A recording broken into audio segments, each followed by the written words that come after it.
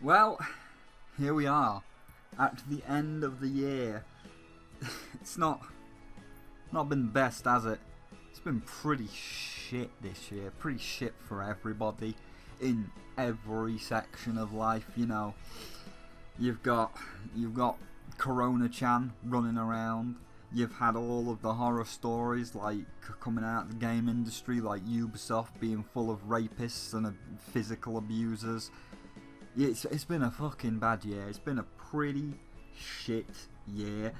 And, I think that after this year, once it hits the 1st of January 2021, every single person just deserves a break. Every single person just deserves some kind of reward for surviving all the actual garbage that's been thrown at us.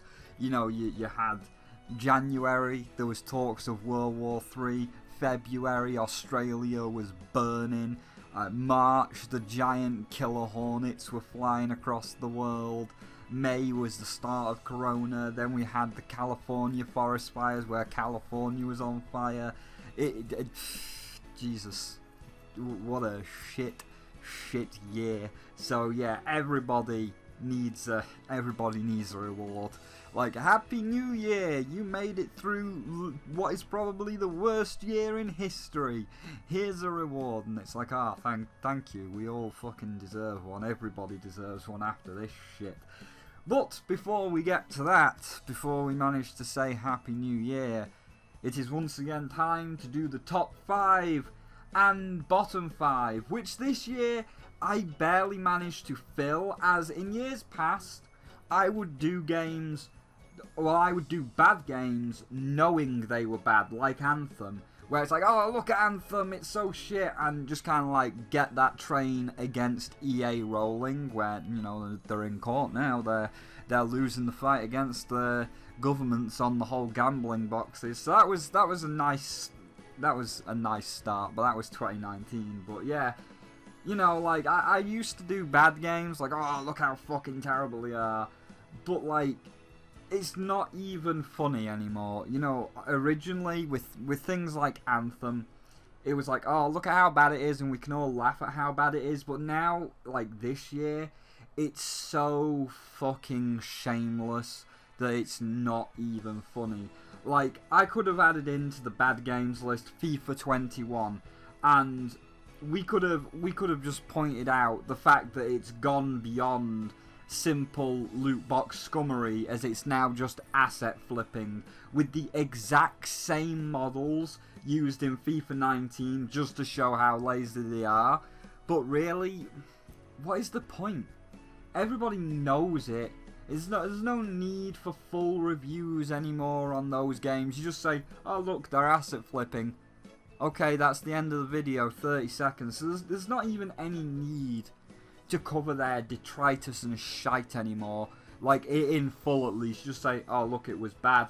And given, again, current situations, a lot of people, and including myself, money is a little bit tighter. That's why I haven't got, despite being a reviewer, despite being a gamer TM, I've not got an Xbox One, I've not got a PlayStation 5 or a Series X, I've not got a PlayStation 5, and I probably won't be getting one for a long time. So, if I do any reviews, it's going to be PC and Switch, and if I'm doing any streams, it's going to be PC, Switch, and PlayStation 4. Oh, when you're going to play Rift Apart on the PS5? I'm not. I can't get one. They're too dear. I mean, especially the fact that people are scalping them on eBay. So, like, oh, do you want a PS5 for its regular $600 price? Yes, please. Well, too bad. They're not in stock, so Go give a scalper on eBay $2,000. No, thank you. I mean, 600 is also a lot to ask. So, like, for the bad games, it's not only not even worth covering them anymore. Like, oh, look, it's bad, but it's also a waste of money. Like, hey, I bought Anthem for $60 when times were good, and I could say, look at how bad it was. But now prices have gone up to $70. They've gone up to 70. I'm not dropping 70 on another Call of Duty just to say how bad Call of Duty has gotten for the 6th year in a row. It's just not my jam anymore.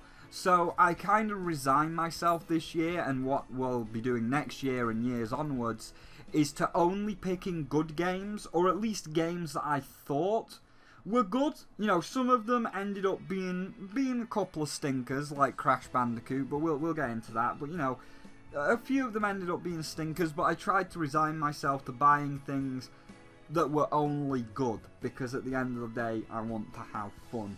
And again, saying how bad Call of Duty is for the 6th year in a row, that's just not my jam anymore. Although, you know, Cold War is a piece of shit doing the scummy upgrade thing for money when it should be free, and also charging $70 for a PlayStation 5 version while still having microtransactions. But yes, so here we go. There is still only there is only like one mention of each, because again I tried to resign myself, so you've only got one like honourable and dishonourable mention of each, and then we're straight into it. And even then, the bottom 5 aren't actually that bad. They're just the 5 that weren't as good as the others. So yeah, this is first the dead game. There's been another live service sent to the guillotine.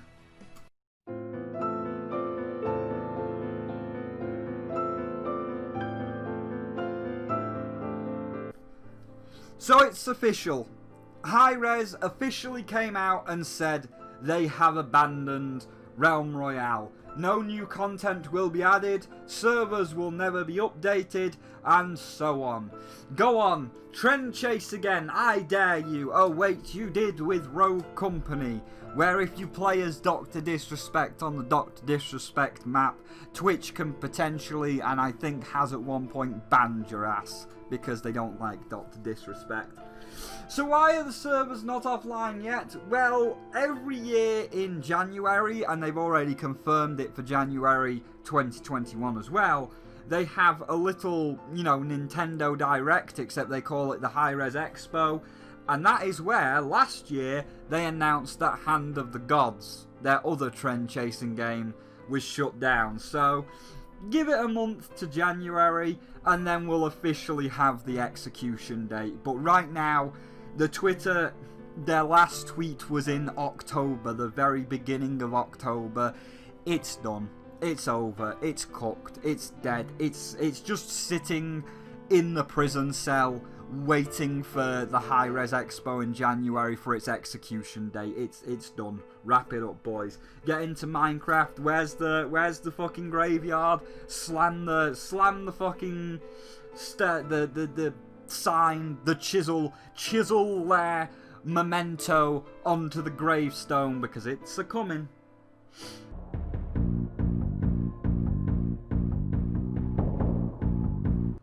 There was not actually really any bad games I looked at this year. I just wanted another excuse to shit on some rapists.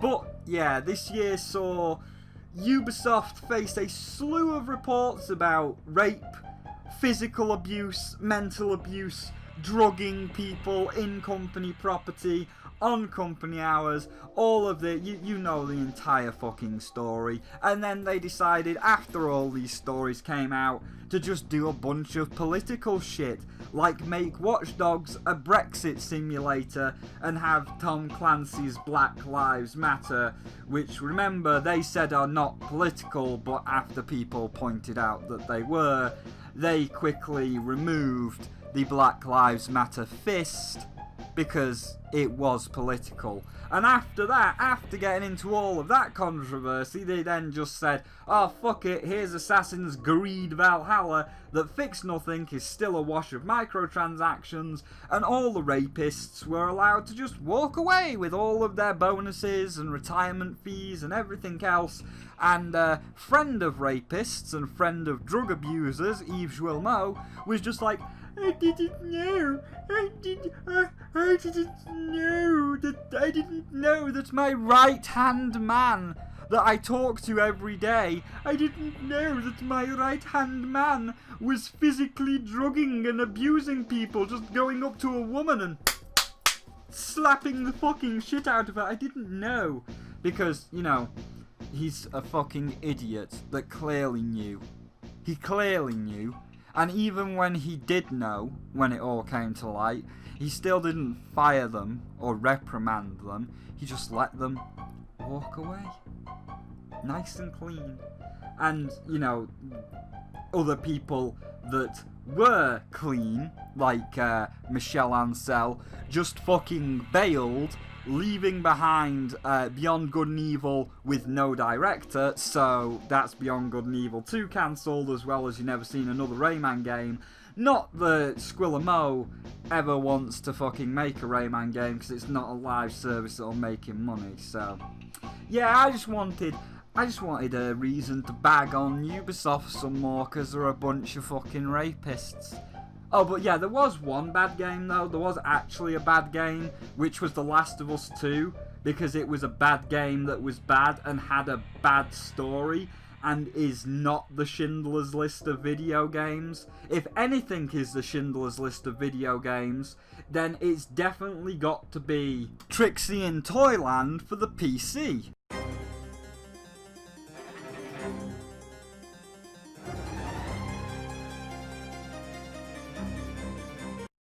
こんにちは。大乱闘スマッシュブラザーズディレクター、空の桜井正宏です。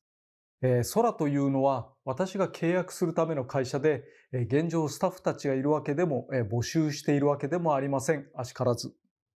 So, yeah, now you can kind of see... Oh, squeaky chair.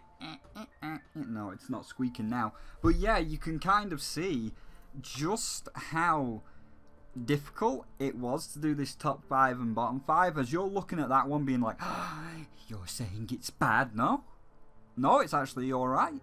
It wasn't as good as other ones, but like, that's how refined... That sounds so fucking up your own arse. It's so refined, it's refined like a wine.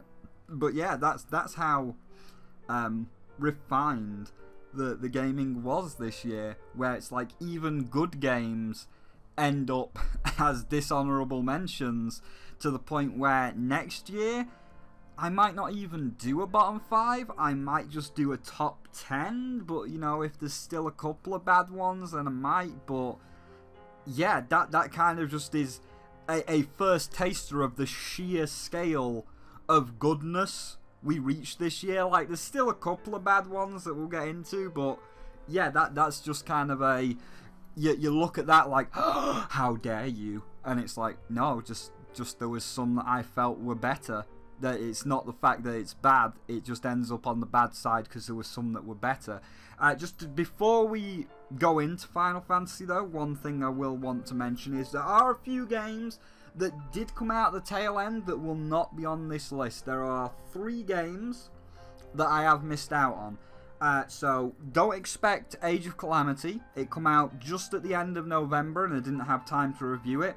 That's going to be on next year's list. Bugsnax, I have played it. I've done the first impressions. There's a couple of stream VODs up. Again, didn't quite get time to review it, so Bugsnax also on next year's list.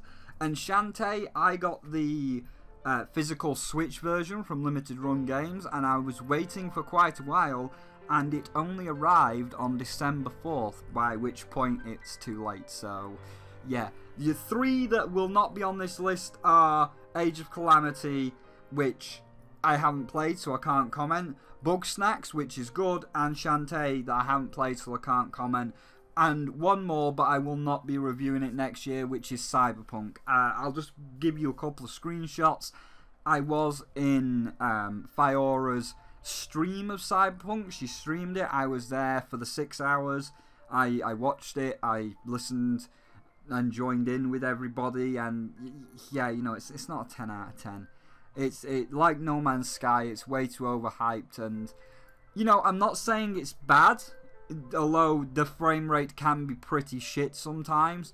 But I'm not saying it's bad, but you know, I saw it, I knew that going in that I might be on the fence, and I was just like, you know, I've seen it, I've been here for 6 hours, I've seen everything there is to see of the game, and while there are people like Fiora that are clearly enjoying it, they're having a lot of fun, it is definitely their type of game, it's not a game for me, so I'm not going to say it's bad. I'm going to say, yeah, it looks alright. It is like No Man's Sky. It's way too overhyped. It is nowhere near a 10 out of 10. Definitely temper your expectations.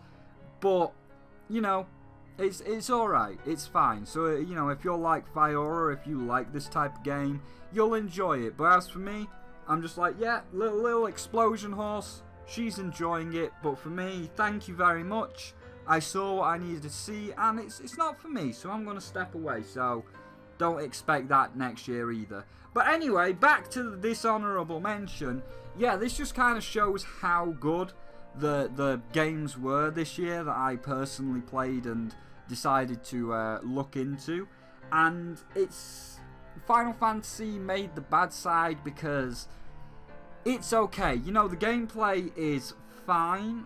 I like the gameplay, I like the active time battle to a degree, but I would have personally preferred if there was at least an option to be like the original and have a turn-based combat style of game, but there isn't, so that dragged it down a bit. And then there was also the issue of the story. While all of the remade scenes, like Don Corneo... Alright, ladies and gentlemen. I'm a loser! I don't have money to... Just give me money! Give me monies! I need you guys to step it up. Why am I toxic? I'm an evil, dirty, heinous scammer who steals money from little children. And Phil's commentary is boring, and that's why people don't want to watch the playthroughs of the streams. Bullshit!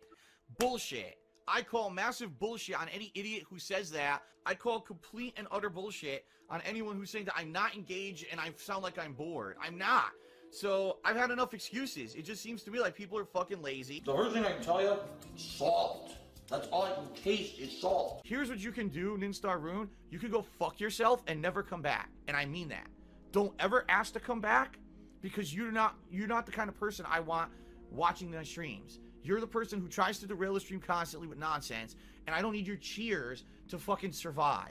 I can make do without Ninstar Rune being a 50-bit bitch and derailing my streams with negativity, nonsense, and stupid shit. And all of the other scenes were absolutely fantastically remade, some even enhanced, like the honeybee scene. We obviously get into time ghosts. I called the pizza place and I tell them I want a ghost pizza. Pizza baker man says don't call or I break your fucking knees. I would like a ghost pizza, and we're going to use Ghost to revive Barrett and Ghost to change the timeline because Ghost. So yeah, that's what put it on the dishonorable mentions, because I understand where the story wants to go. I understand how Nomura wants to write. He wants to be free of trying to have all the fans be mad that he's not following the original, so the time ghosts are like fate, and by killing fate anybody can die. So basically he's metaphorically killed off the die-hard fan base by saying, like, look, I know you want it to go this way, and I know you don't want Barrett to die. That's why you, as the hardcore fan base, said, no, Barrett didn't die in the original, therefore we have brung Barrett back to life. But now, fate is dead, destiny has been killed, so now I can write what I want to write. Which, that could lead to some very exciting moments, but this is also the guy that wrote Kingdom Hearts, which is nonsensical babble. So while I respect his idea, I also I don't think he can pull it off. And I think that Chapter 2, now that he has full creative control over the script, could end up being kind of bad. So that's why it got onto the dishonorable for me, because while most of it is good, the story, when we get into time ghosts, that's just like, oh no, Harry. So dishonorable mention. It's still good, but it's not as good as it could have been.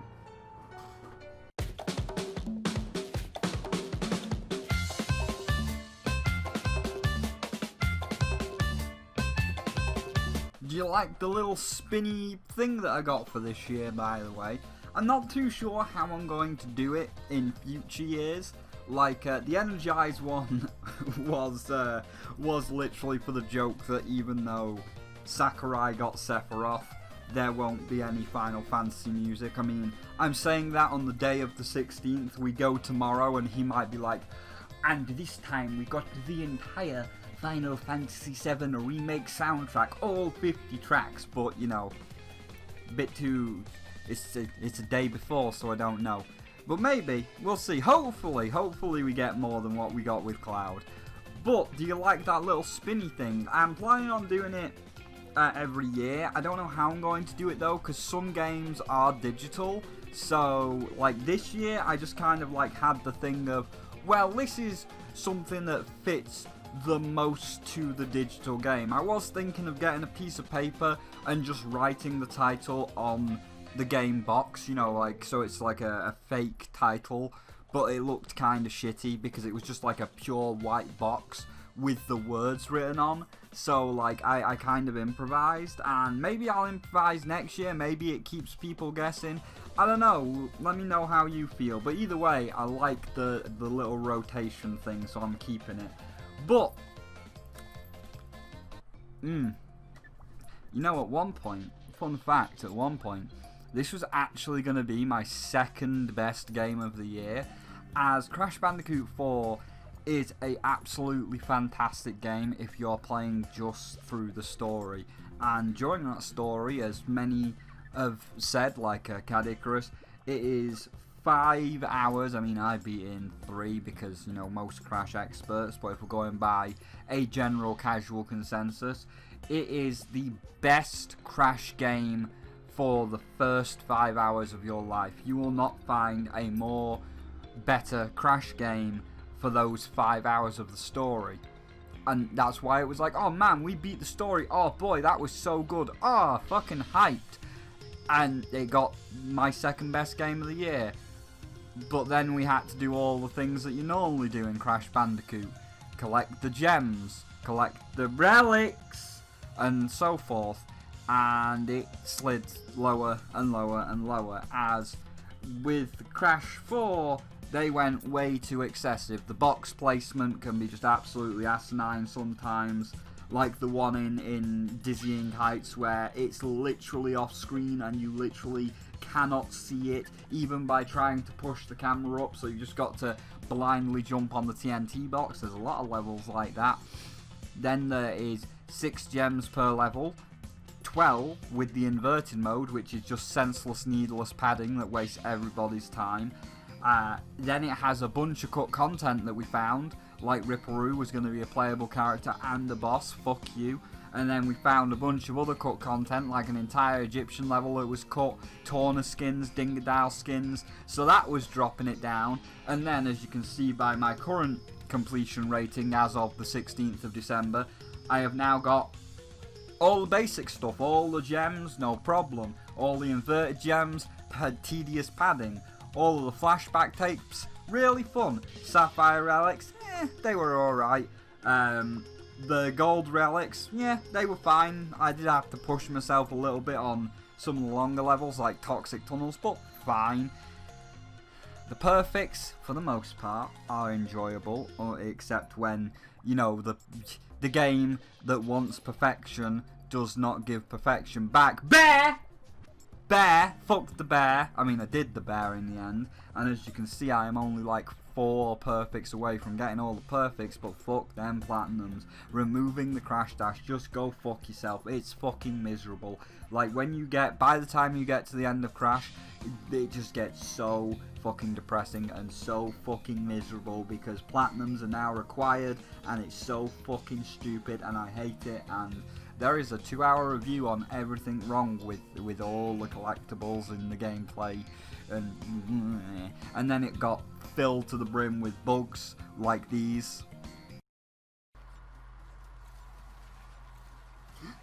And that's why you're supposed to be careful with that. Whoa, can somebody clip that? Excuse me? That fucking Nitro just goddamn teleported! Press record on my thing. It's hard to fight a boss.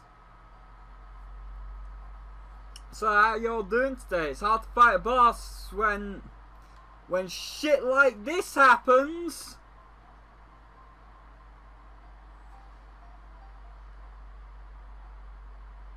What do you think?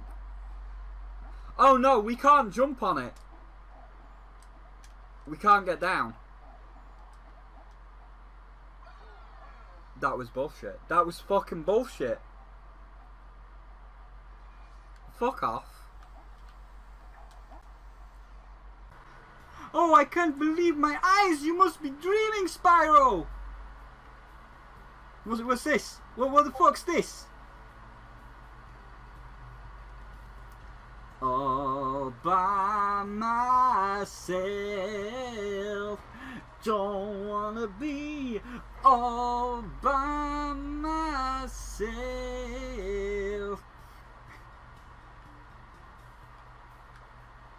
Hello? Hello? Hello? But, sir, where am I? What has happened? Where am I? This is our life now.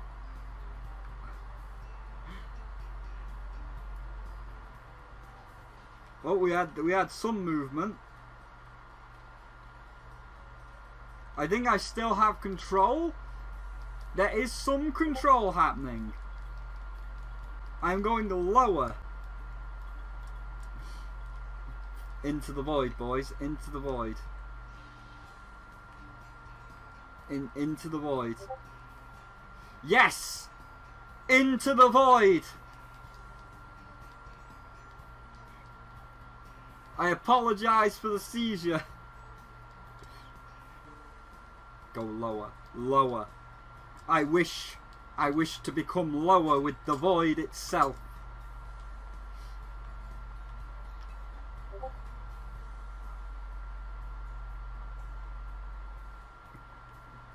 Every once in a while,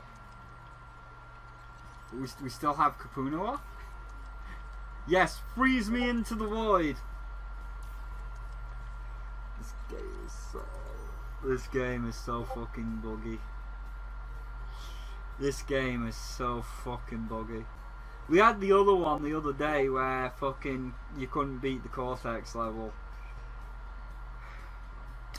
Well, guess we gotta restart. Guess we're not beating this time trial.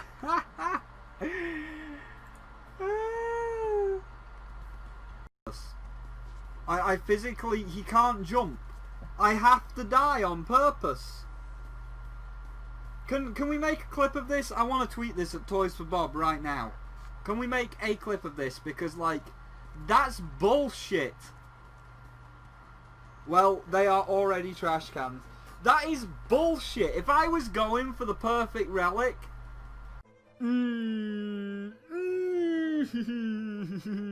Oh, that's fun. That's fun. I really like getting the perfects when the game is already actively fighting against me. Man, what fun. What fun that was. I really like when I'm trying to perfect a level when the level is just like, yeah, well, we don't feel like bringing the trash cans down today. Oh, what was that? You're playing Cortex? Arguably the worst fucking character in the game that should have never have been in there, and you're on a perfect run.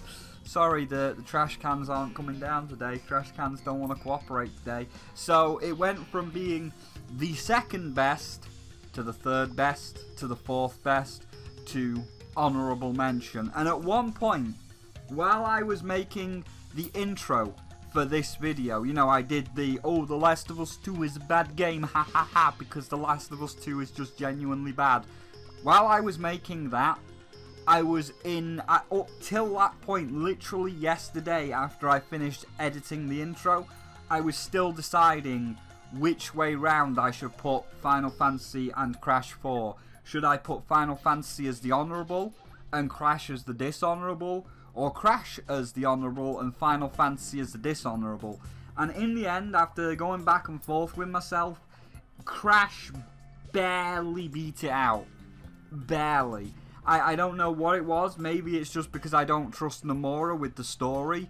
I don't know what it was, but there's just that little tiny that little tiny sliver of something that was like, yeah, but, you know, it's a little bit better than the Final Fantasy VII Remake.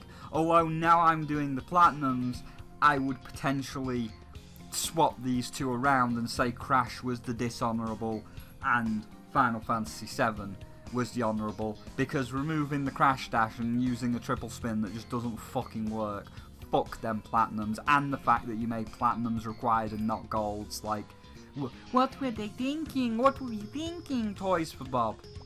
Stupid bastards. See, now I'm getting violent now. It should have definitely been the dishonourable. But yeah, that was the only one that was kind of like, ooh, which way round? Now we're actually in the real bad games, which aren't even all that bad aside from like the bottom 3, which were total shit, and the top 5, which are like, yes, these are no questions, no doubts in my mind, like Crash. These are the best and these are the worst. So let's start off with the 5th worst.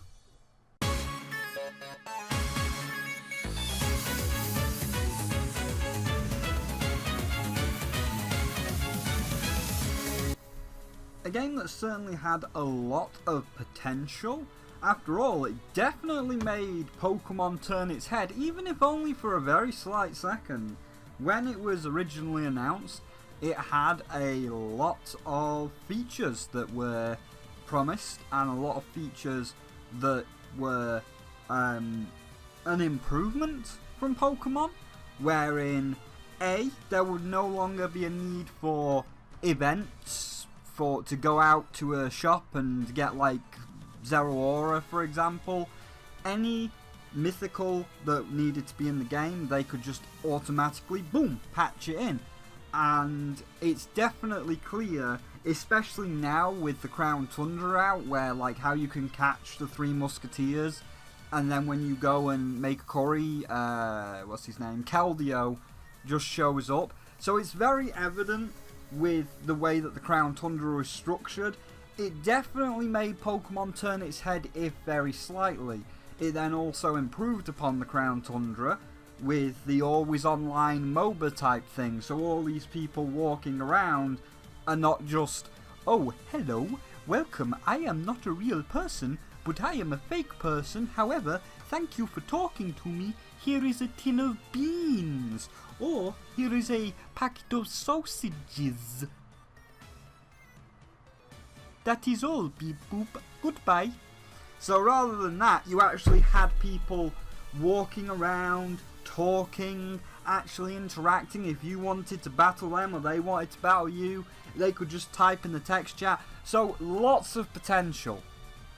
And then they threw it all away for extremely heavy monetization and live service fuckery, wherein as soon as it got its popularity, well, you can see it, it got a battle pass. Why did you need that? It got a microtransaction store. Are you fucking kidding me? This shit costs $40.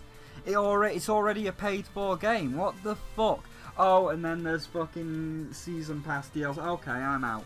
And as you can see from the player base, once they announced that, it just crashed. The player base went from up here to just zoom all the way down there. So yeah, it was an interesting idea. It was potentially a great rival to Pokemon, and then they threw it all away just to be another live service. What a shame. What a waste.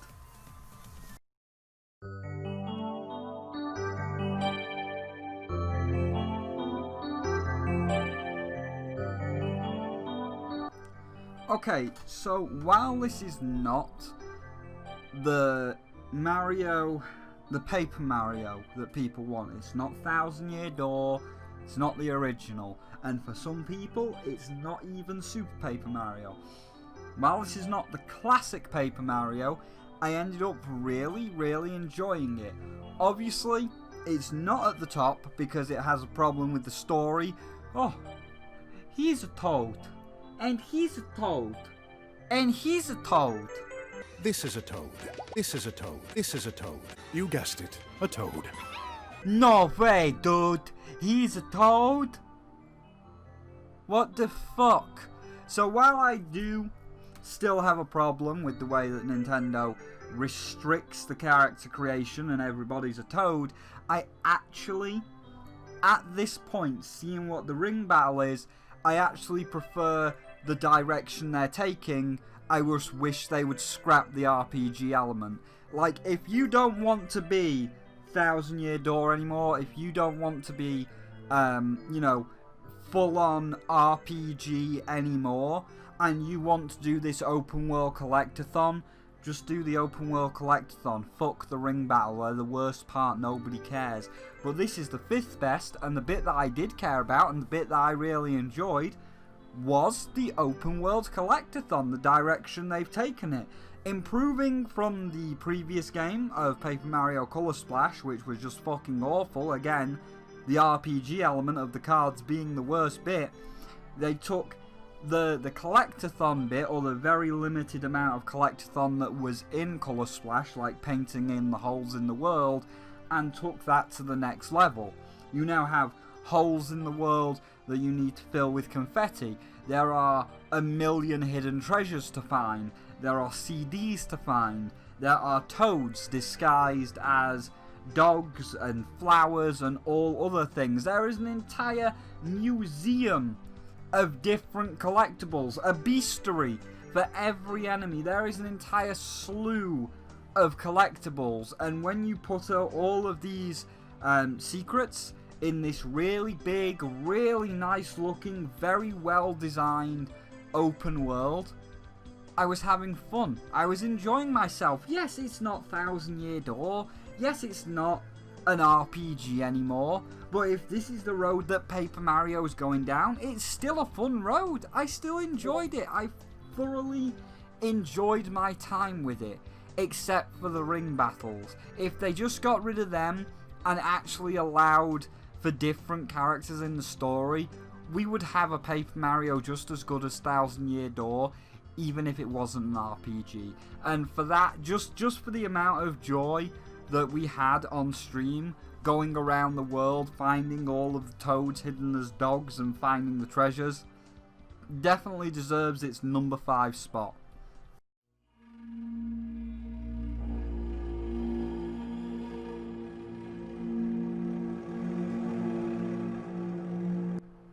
Speaking of Pokemon coming from Temtem, Pokemon Sword and Shield's DLC is a fucking disgrace. So, first of all, like, it actually feels like that's where the actual post-game is. You know, like in the other games, you had stuff like the Battle Frontier for free. Well, you know, these 2 islands feel like the post-game that they've charged $30 for.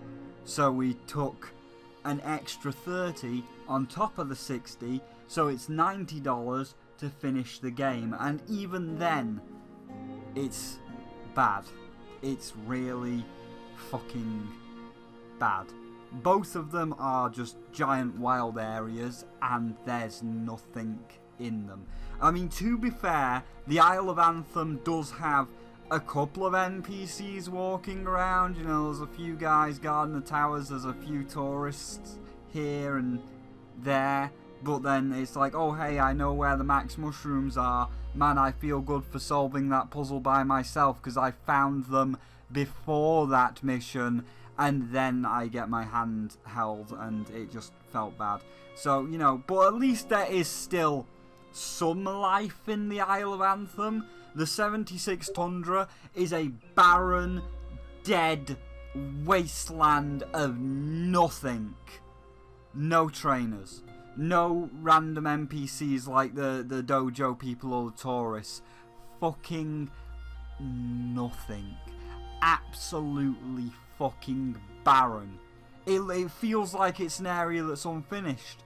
And it's like, oh yeah, but if you go to the mine, you can do the legendary raids, and that's what you're paying $30 for. Because the rest of the island, there's fucking nothing. You go down all the way to the bottom to Yggdrasil, the world tree, the giant cherry tree, and you see the 3 birds. But then they fuck off. You don't find them in the Crown Tundra. You find them like just in the regular wild area in the mainland and in the Isle of Armor. You find one in the Crown Tundra, but don't really matter. You go all the way up this road with no trainers. Where's the trainers? And you think, oh, there'll be something big at the top. And there's a temple with nothing in it. That's it, it's empty. And you think, oh, well, you know, why is this empty? And you fight Calyrex at the end of the story, and that's it. And I use the term story very, very lightly. It feels so unfinished, so unpolished. You know, they've still got all the Ocarina of Time trees, and it's an absolute waste of $30. But hey, we brought some of the Pokemon back, even though we said it was literally impossible to bring the Pokemon from the previous generations back. Okay. And then that doesn't even get into the actual programming errors, wherein, you know, the Pokemon don't follow you correctly and they're not scaled correctly, and one guy in his living room fixed this problem within 2 weeks alone for free. But a multi-billion-dollar corporation with thousands of people can't make Cinderace follow you correctly. What the fuck? So, yeah, that's no more Pokemon. Anyway, let's get back to the good side.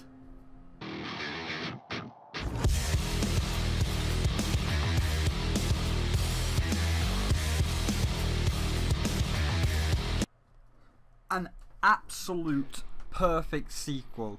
Not the best game of the year, because at the end of the day, it is still just a sequel. However, id Software knew exactly what they were doing, taking everything that worked in the original 2016 remake and looking at all the things that worked and all the things that didn't, and taking all the things that did and excelling them to the next level. The maps a lot more open so that they can hide all of the extra little hidden collectibles like the CDs and the Doom keys to get into the Slayer gates. The weapons just are a whole lot more visceral, and when you combine the weapons with the power-ups like the shotgun that can have Roadhog's hook, where it works in reverse, where you get pulled to the enemy and you blow their head off. Oh! Ooh! Good. It is good. And even, and obviously doesn't really need to be said, but the music and the graphics as well, just taken up a little bit more. So while again it can't be the game of the year because it is just a sequel, it is so incredibly well done and so fun, so much fun, because it is just a full complete package where you just go and you blow things heads off. And even if you're not the one playing and you're just in another person's stream in the call with them and you're just interacting, it's still so much fun to hear the streamer having fun with it while all of the other people are just sitting there telling jokes, because everybody's having a good time, as I did when Fiora played it. I played it myself, obviously some of the footage was my own, but the footage you're gonna see for my example is from her end. But when you just all have such a good time like this, it just shows how good the game is, even if you end up not being the one that played it. So what exactly are these people doing with demons? So there's, let's just put them in boxes. This is a demonic fortress that on Earth in which the demons have begun invading Earth. Why are they in boxes? I don't know. Maybe they're cats. I mean, that's the most plausible explanation we have as of yet. Well, how else do you deliver demons? Amazon. I don't know, open a portal into hell that leads to another place, like Event Horizon. Probably UPS. Come on, this is about 2016. Event Horizon wasn't 2016. Event Horizon is an old movie. I gotta agree with Spyro on that, though. Yeah, you use Amazon because, you know, we already know that their warehouses are hell. Damn.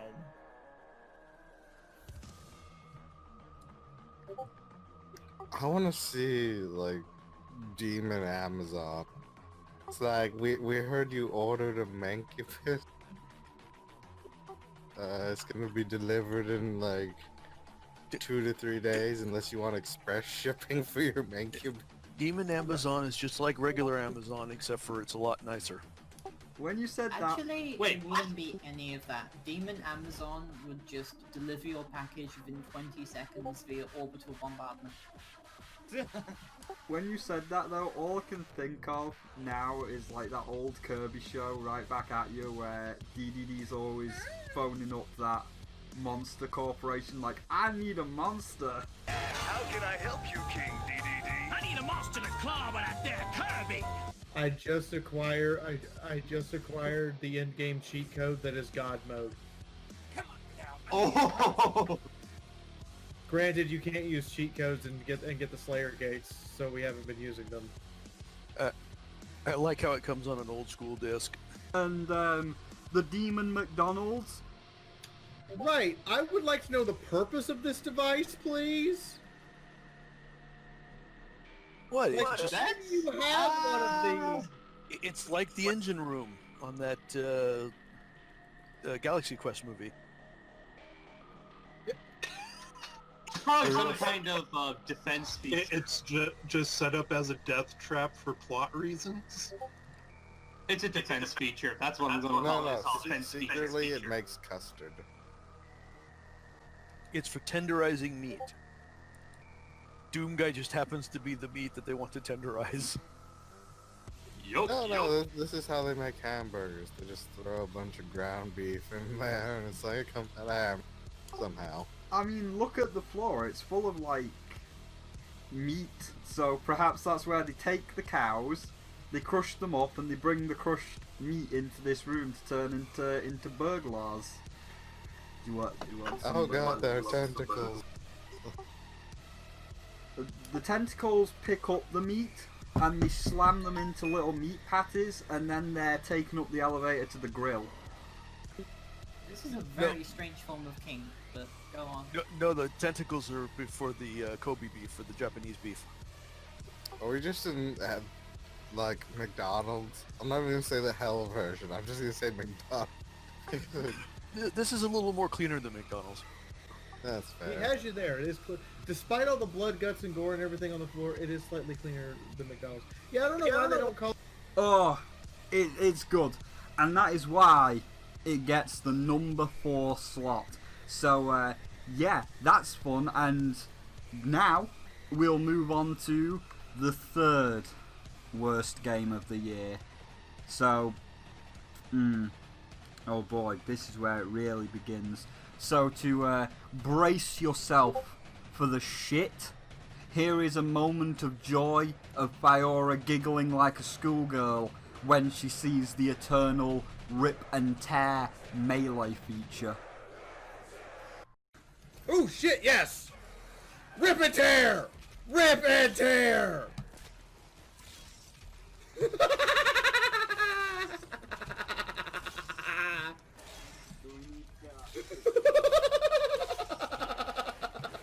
Dear God, yes!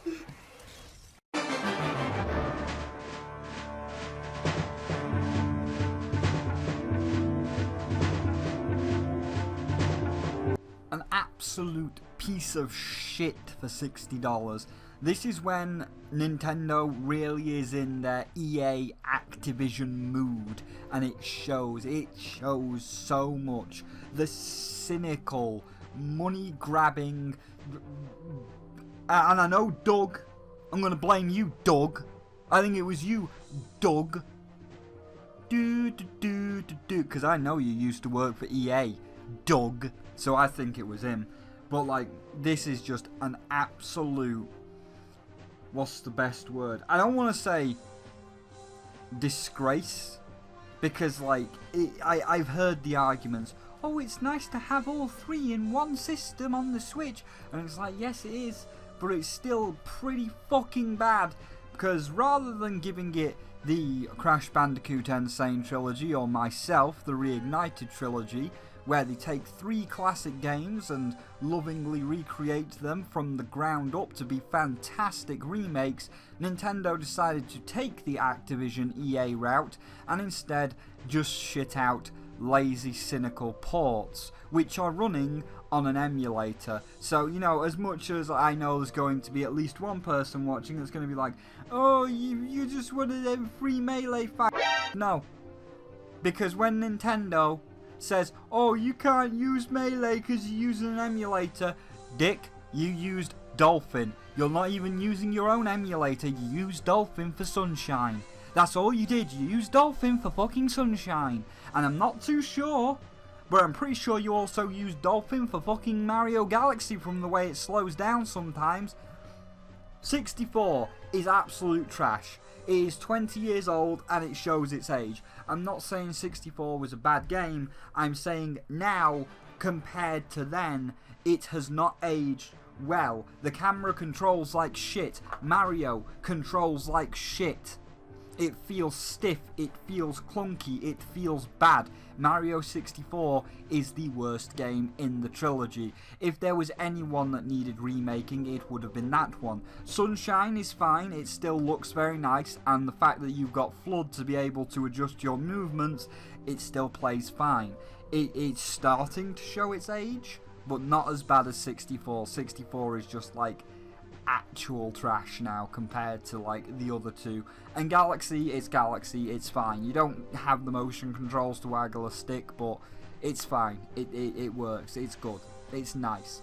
But what does put it in the bottom 3, why it's the 3rd worst, is not only is it just some ports, but also all of the sheer fuckery and manipulation that Nintendo is pulling with this game. So, excuse me. So it was like, I don't particularly give a shit about 3 ports. Well, you better give a shit because we're taking it away on March 31st. Why? Yeah, just because. Because what? Just because. No, we actually need to give us an answer. You can't just say just because. Yes, we can. We're fucking Nintendo. And now you got a choice. You either buy it now, or you miss out. So Nintendo is playing a typical EA or Activision Blizzard with FOMO, fear of missing out. Because if you don't get it by the 31st of March, bye bye, it is gone forever. So you've got no choice. You are forced, you are railroaded into buying that shit if you really want it. Like, and it's kind of like, well, yeah, I kind of do want Sunshine. So it's like you were railroaded into it, and then Nintendo is like, oh, well, it looks like you bought it. I guess you're okay with this business practice. No, we're not. You literally left us no fucking choice, asshole.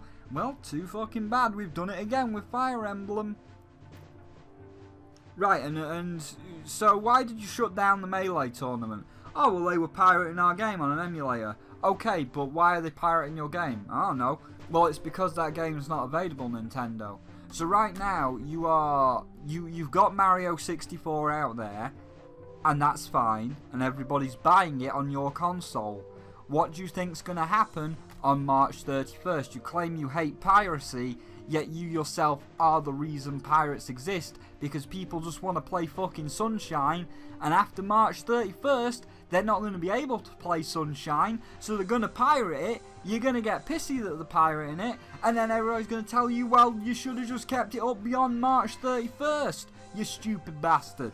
Poor port, and just sheer poor marketing. There is no reason, and you know, they might change their mind on March 31st, we haven't seen it yet, but there was no fucking reason to have all this stupid shit attached to Mario. And there's no reason it should have just been ports. Considering it's Mario's 35th fucking anniversary, they should have pulled out all the stops, just like with the Insane Trilogy and the Reignited Trilogy, but they didn't.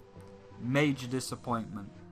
Again, Sunshine and Galaxy are not bad games. Mario 64's kind of shit now, but not that they're bad games, it was all the shit that's around them. Why are they ports? Why are they only limited time? Why are you being a dickhead?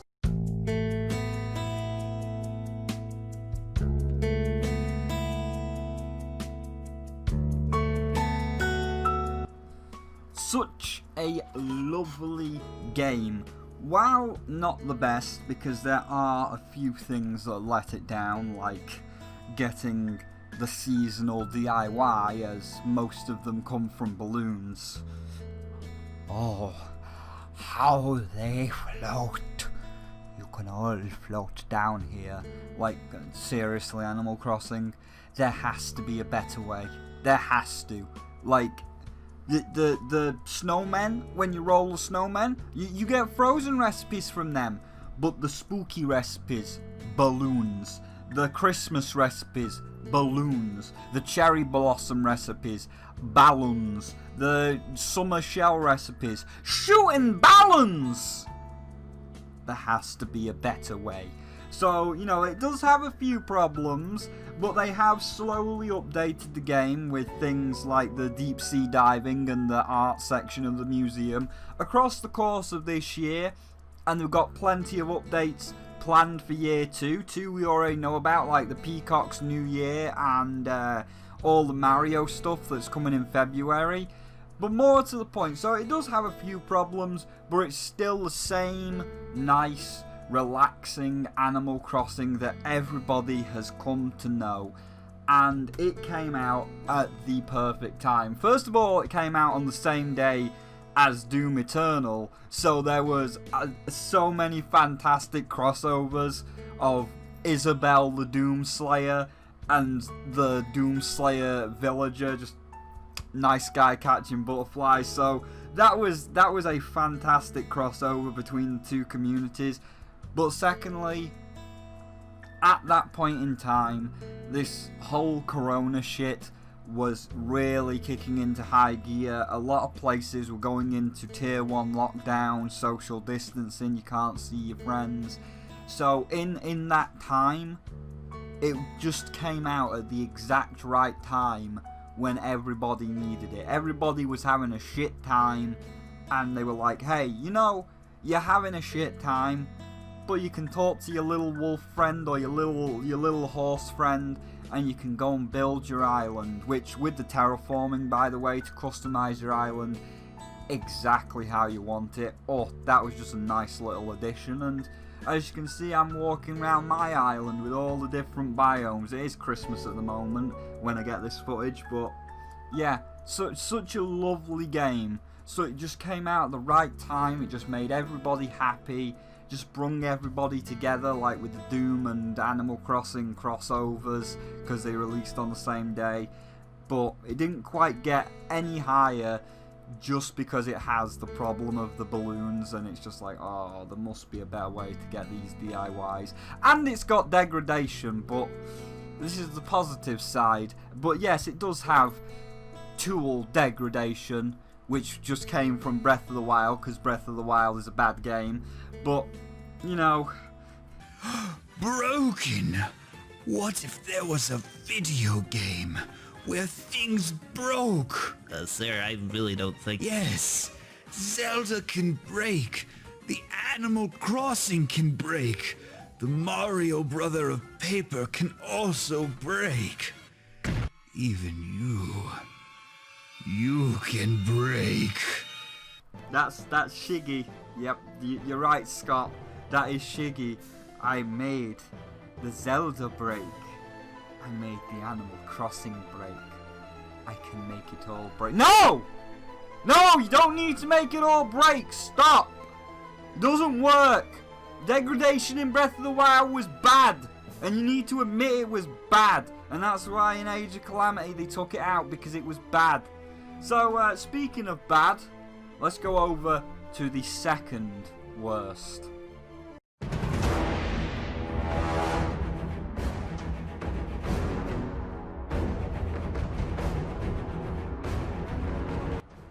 I'm not even gonna hardly bother with this one. Hi-Res's cynical-ass rip-off of, well, everything. Because that's all Hi-Res does. They trend chase. Not Rogue Company. I mean, that's the one we're doing. What was it? Global Agenda was just wanting to be Halo. Hand of the Gods trend chased Hearthstone. Paladins trend chased Overwatch. Smite Trend Chase, Dota, and those are in the wrong order, but, you know, you can see the pattern. Realm Royale trend chased Fortnite, and now Rogue Company is trend chasing Valorant, a game that is already dead. So can you imagine what this game is? That's right, it's dead. And what makes this one even more egregious is the fact that they sacrificed another game on the altar just to make this one happen, with the successful and very popular Realm Royale at one point, where everybody was enjoying it and saying it could basically do a Paladins and beat Fortnite, as Paladins does have things that definitely beat Overwatch and make it a better experience than Overwatch. Realm Royale was set to take on Fortnite. Even if it wasn't ever going to be as popular as Fortnite, it was going to at least be, you know, the thing that rivaled Overwatch, because remember, there was other Overwatch clones like Battleborn. Do you remember Battleborn? You don't remember Battleborn, do you? You didn't remember Battleborn until I said it. And Battleborn died, whereas, you know, Paladins managed to keep up with Overwatch.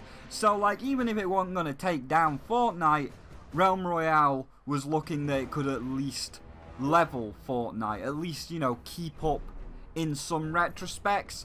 But, you know, that's not the popular trend anymore, so they threw it in the bin. They threw, you know, this colourful world of colourful characters in the bin for a generic, dull, grey-brown military shooter that looks no different than Call of Duty. Look at this shit. Look at this fucking garbage. And it's $60 with microtransactions. What the fuck? What the actual fuck is this, Hi-Res? Oh, and by the way, don't use the Dr. Disrespect skin or play on the Dr. Disrespect map, because Twitch doesn't like Dr. Disrespect anymore, and if you look like Dr. Disrespect or play on the Dr. Disrespect map, there's a chance your ass could get banned. I'm not saying it's official. Well, one person allegedly got banned, and they had to explain to Twitch that it is a literal map in the game that's not going away and people are going to be playing on it a lot. But, ooh, Twitch wasn't happy because, you know, they're not happy with Dr. Disrespect. So, we got this. This. Waste of everybody's fucking time. And it's already dead. You hardly ever hear anybody talk about it. You know, it's not like Paladins or whatever. My fucking Discord's going up and I can't even be arsed. You know, it's beeped that many times. I should be like, okay, that was a bad recording. But no.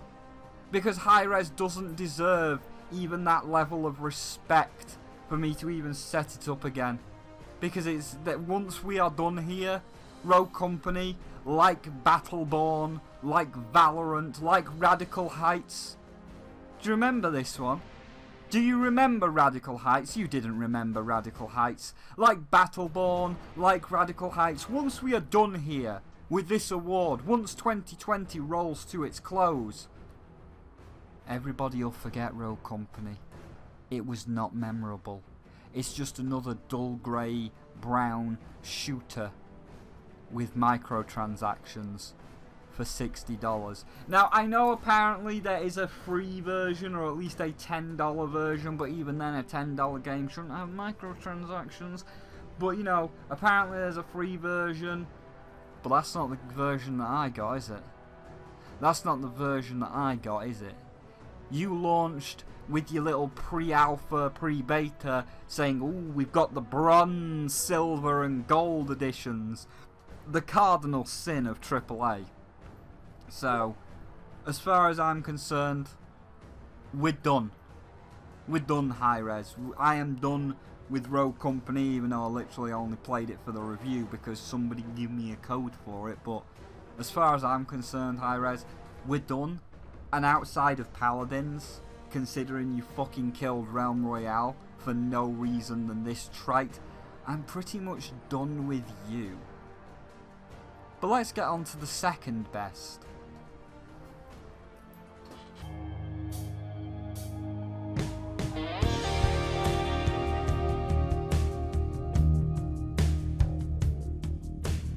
one of the best RPGs of the year. Might I even be so daringly bold to say potentially of the decade.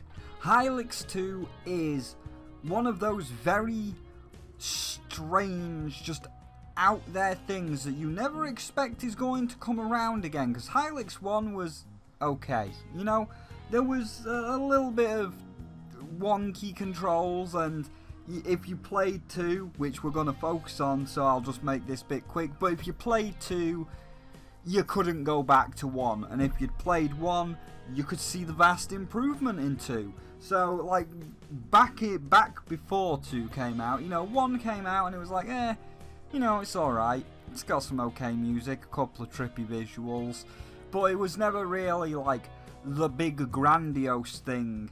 And Jack? That's not his name. Fucking Chuck Salamone and Mason Lindroth took all of the criticism of Hylics 1 and they said, okay, we've seen it. Boom.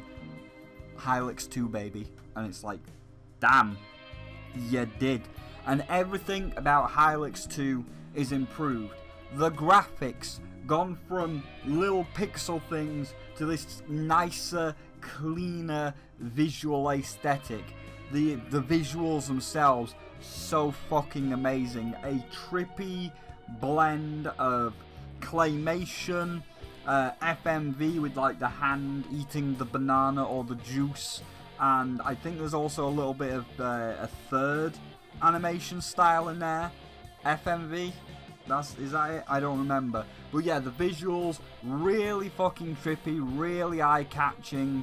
Such a joy to see. Definitely in the fights themselves with the trippy backgrounds and the trippy enemies. Definitely heavily inspired by things like Earthbound. The music, I don't remember which of the two it is, I'm sorry. I think it's Salamone, but Chuck Salamone with the music.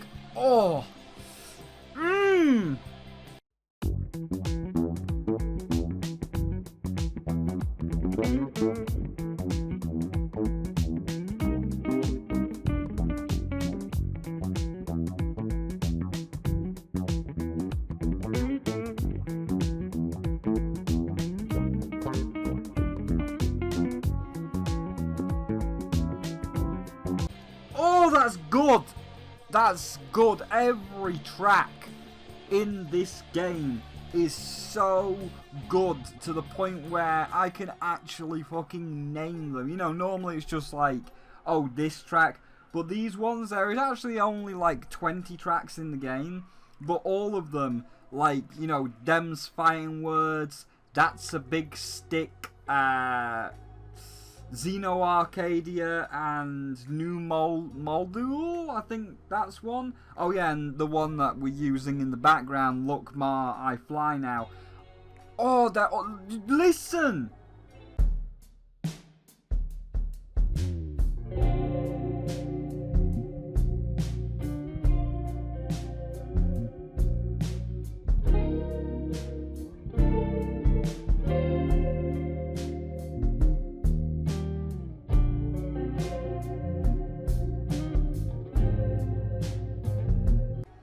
They're good. They're so fucking good. And it doesn't outstay its welcome. That's the best part.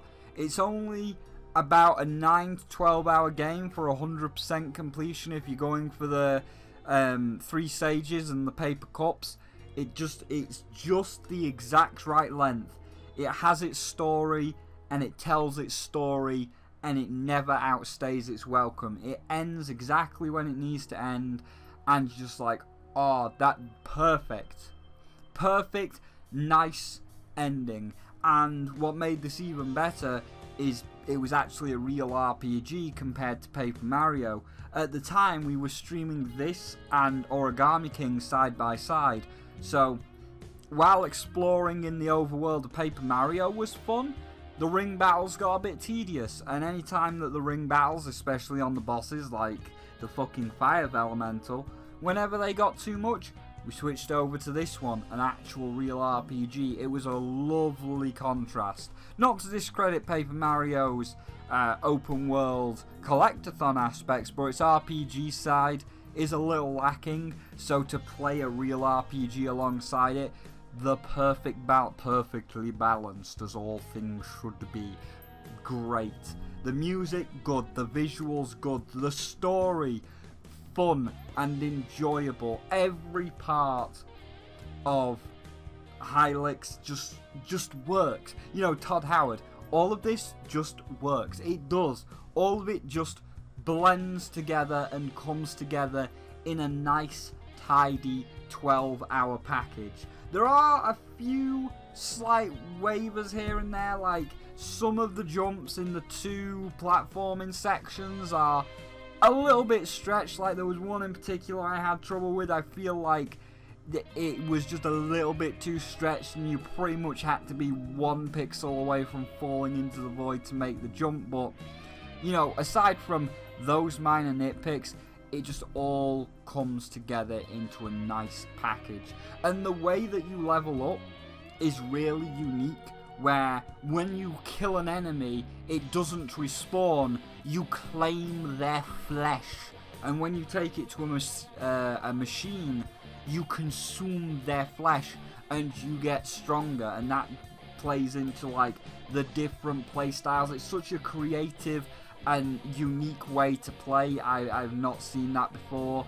And then you can like curse yourself with bad status effects to use the Link Mollusk to put them onto the enemies so that the enemies take more damage. It's so creative, and if there's one game that you should definitely try from this past year, it has to be Hylics 2. But there was one better, only slightly. When I was writing these, I had both of these in my hand, and I looked at one, and I looked at the other, and I was like, this one's second. No, this one's second. No, this one. No, this one. It was that close. It was that close. This was nearly Game of the Year. It was that close.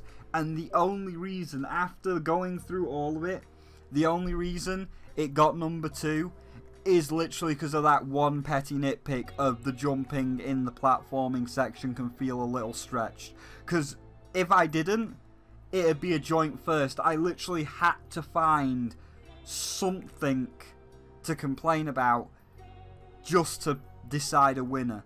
That's how close it was.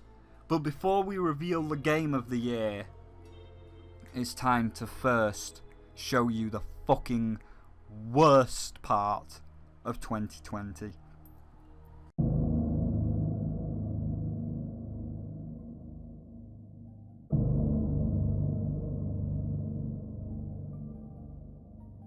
This is what happens when you take a great idea and you bastardize it into absolute fucking oblivion. Ninjala is Splatoon bastardized into absolute fucking oblivion. From its trailer, it looks alright, you know, look at this. What we set out to achieve? Are you trying to start a war, man? Of course not. But I can't tell you everything. Did my father know about this? Was he... Burton, you look younger. I mean, that's a very nice pre-rendered trailer. That looks alright. But... it doesn't look like that. It doesn't... You get fucking cutscenes. You get little fucking comic book cutscenes. What are these? What the fuck are these? Where are these? But you know, that's just the start. So not only is it false advertising in terms of cutscenes, it's broken beyond belief in the story mode, where you can make the final boss just have the wonkiest fucking hitbox I've ever seen. Post-edit, can we get a fucking slowdown of that bullshit?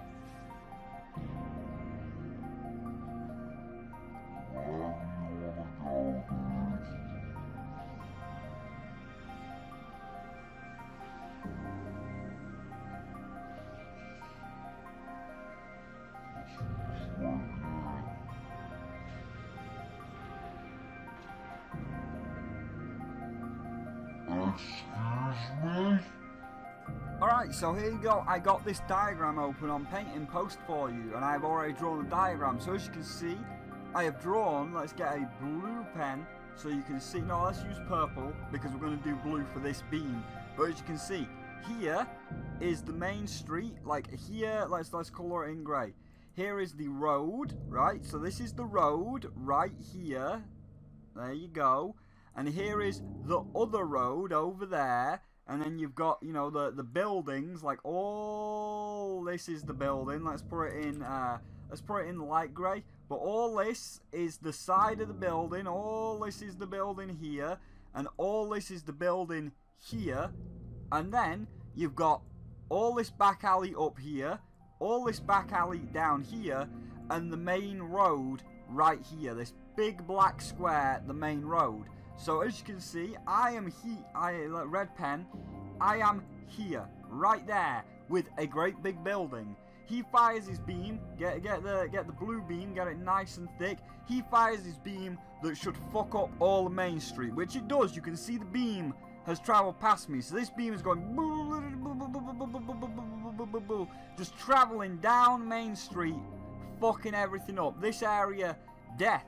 So that is why you are instructed in the fucking intro to, when he fires this, go, oh, I'm on the main road, I'm here on the main road, I'm gonna die. Let's get off the main road all the way in, because it's not like we're even a little bit, it's not like we're here on the street, we are deep in. It's like, hey, just run as deep as you can all the way down here into the fucking alleyway, so that when the big beam goes right the fuck down Main Street, you're safe because you're in the alley, protected. So why the fuck did I die? Why is it like, oh no, even though the beam's like going all the way here, I guess it fucking shurikened itself, and it was like, let's get a different colour. It was going and then went, or no, let's get black. It went all the way around into my head. Hitboxes. What the fuck? Or you can bug the AI out to where it will just get stuck on a wall and freeze. Oh yep, there he is. There he is, just stuck on the side of a building, just floating horizontally, just planking in midair.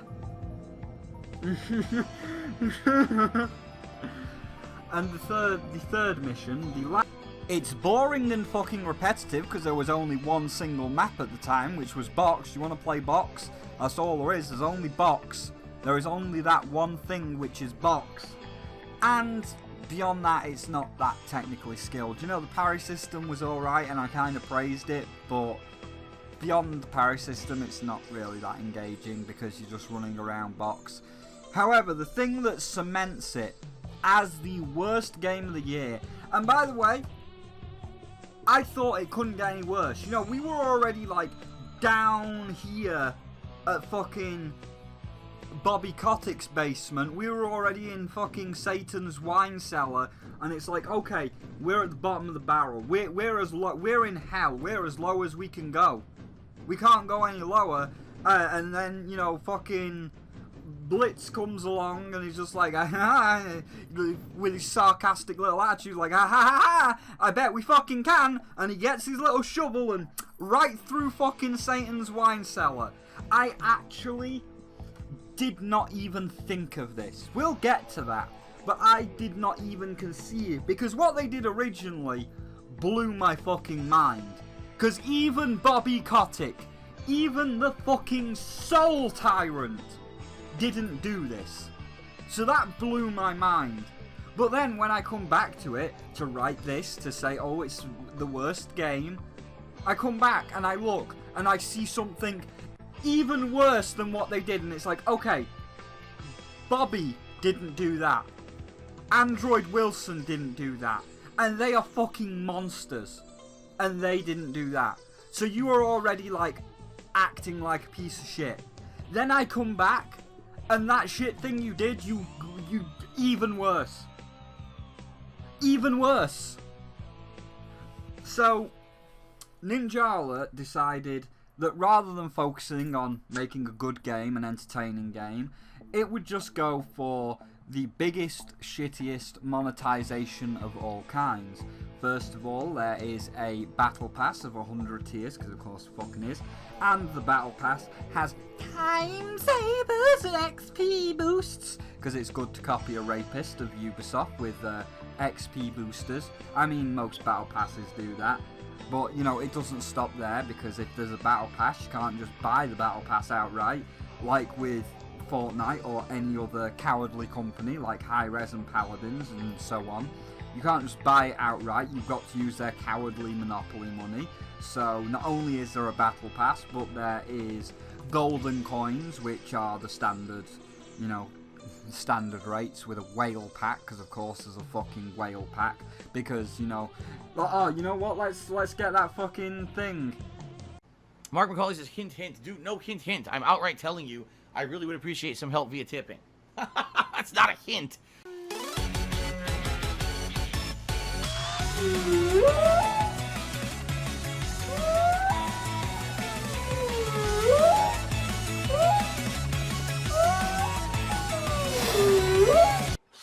So, BTB tipped me $24 and said put it on. That's another $24 in tips, which is up to $127. Darkside Chris tipped me $24. We're now up to $151 in tips tonight, guys. We went from being under to way above, so thank you for that overwhelming support there. Steven Seagal plays Galsiv.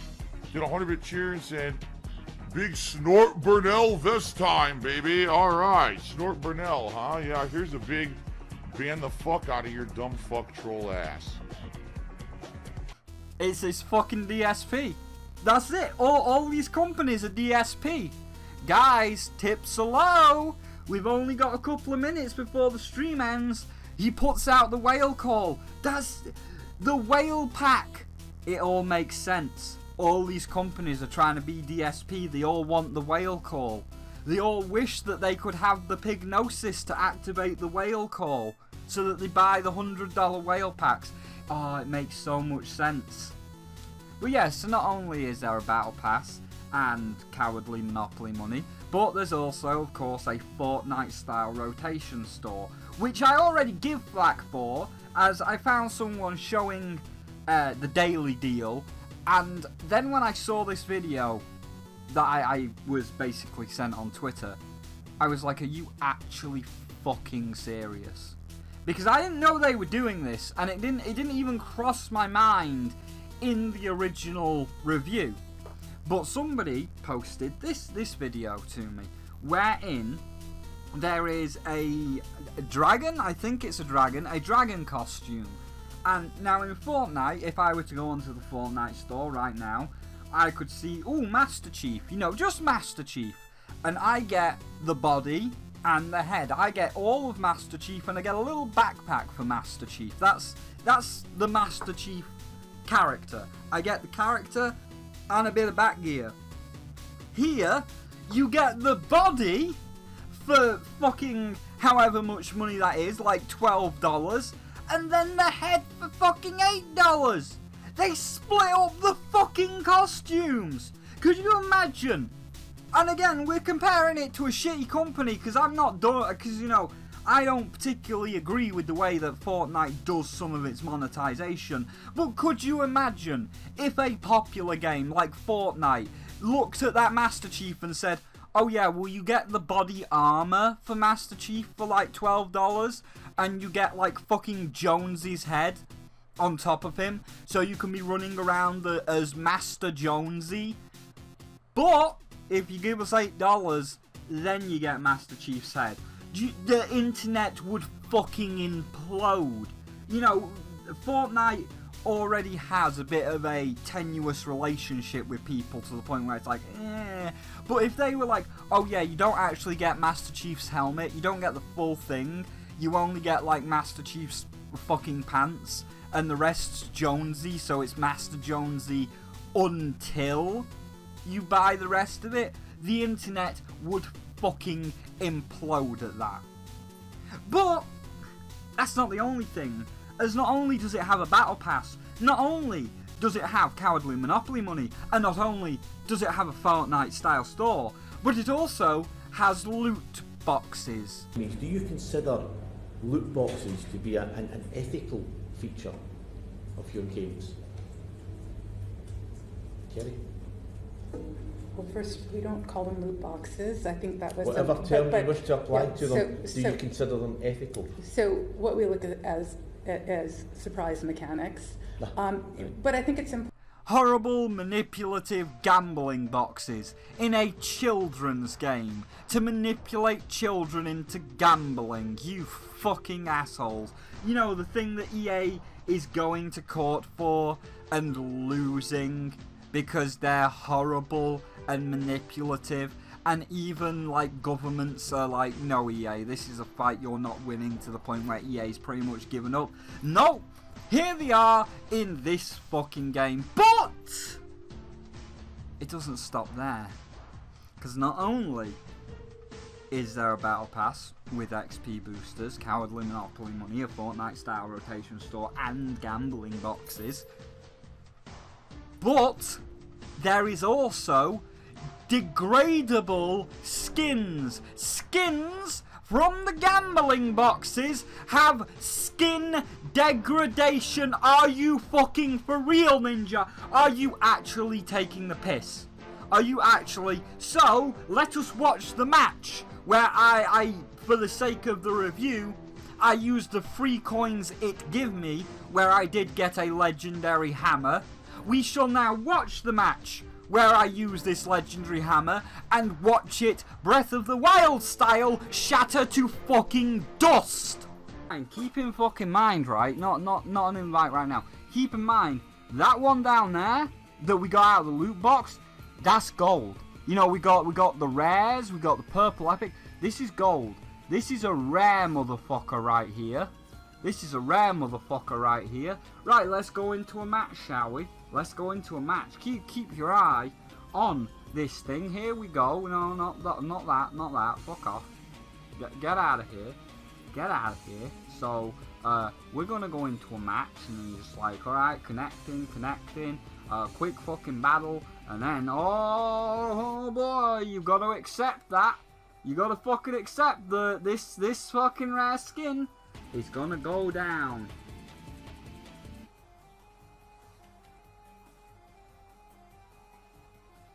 About to see. About to fucking see. Just keep your eye on this hammer. I'm ready to go. Yeah, I'm ready to go. Put me in the fucking dojo. Let's open a bag of chips. Let's open a bag of chips. We got some beef. Beef fucking flavoring. And just admire this skin while we can. Just admire this fancy hammer skin. Just nice admiring there. You go on Splatoon? You won't have this issue on Splatoon.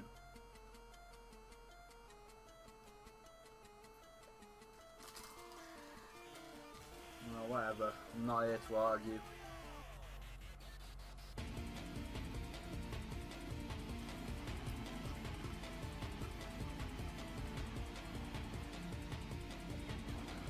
Alright, here we go.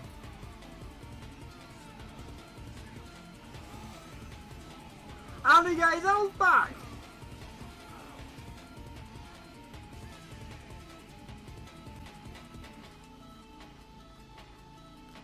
Yep, back to TTV.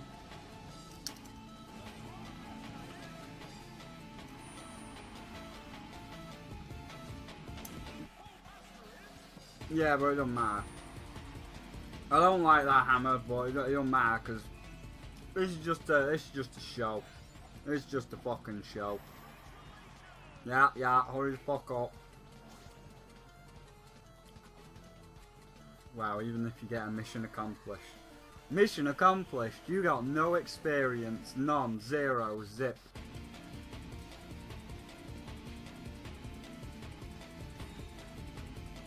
And then you go back to lobby.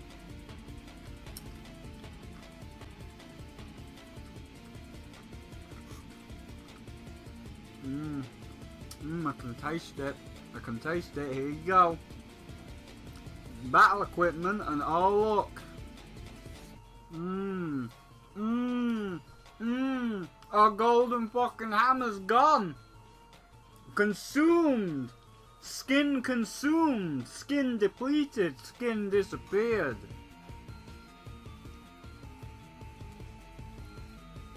Skin fucking disappeared. It's gone, boys. So, if you ever go to here, if you ever get a rare one, like this Tiki Man, if you ever get a Tiki Man, oh look at him, he looks fun.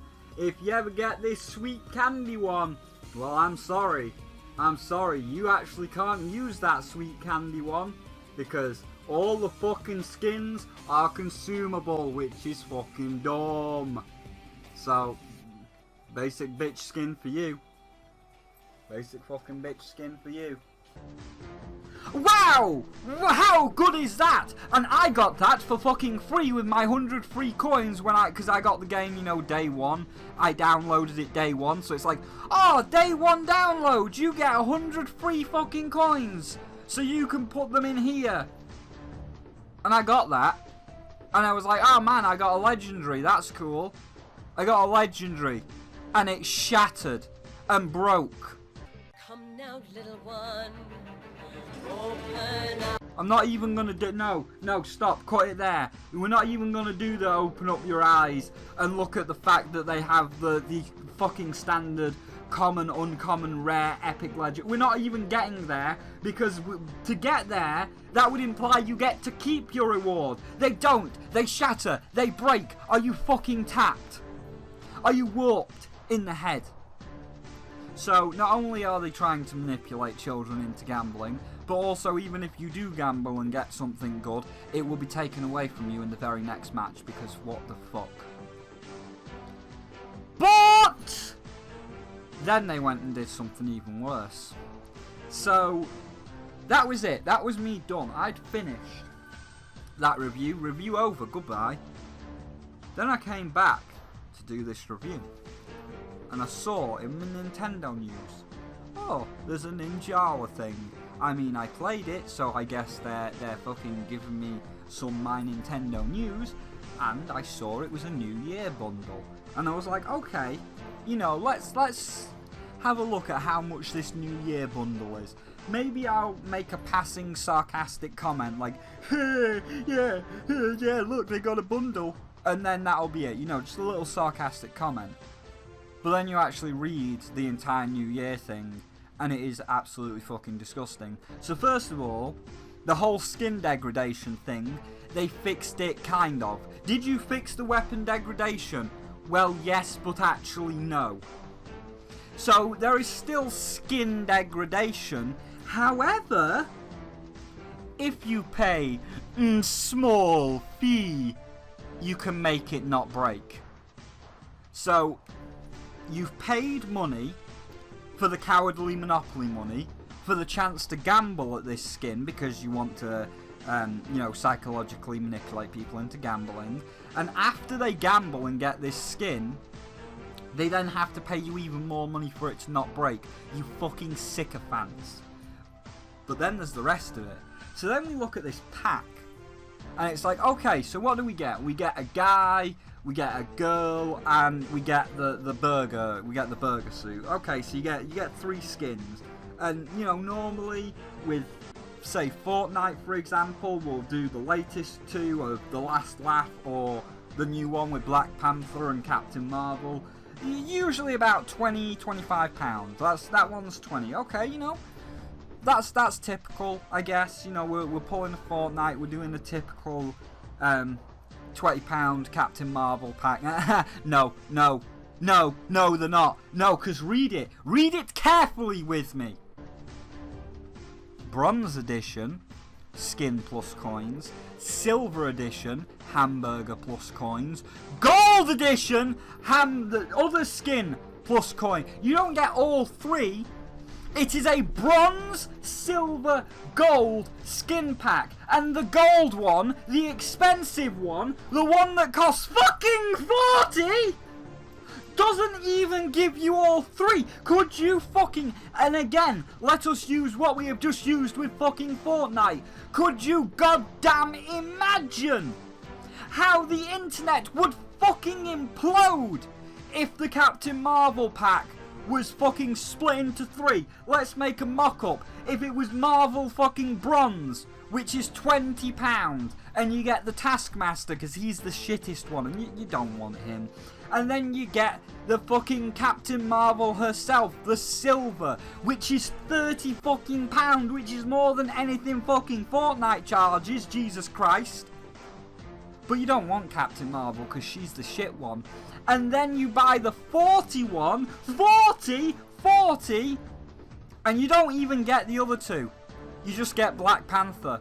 Because that's the one that people really want. That's the one that everybody really wants. Everybody really wants that. Could you fucking imagine if they said Black Panther is $40 fucking dollars and you don't get the other 2 either? Could you fucking imagine the backlash? Could you imagine the fucking internet going bang at that? But hey, it's a tiny game and this has gone under the radar for most people. But the fact that you're not only doing all this horrible monetization crap, but you have tiered a skin pack. Like Ubisoft already does the bronze, silver, gold with Assassin's Creed, and that's for a quote-unquote game, because they're not really games, they're glorified microtransaction stores from fucking rapists. But could you fucking imagine? Can you imagine Ubisoft?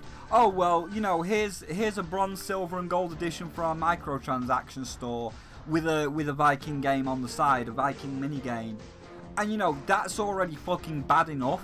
But this is a skin. It's a skin pack. They tiered a skin pack. I have never, and that's what gets me, because it's like fucking Android Wilson.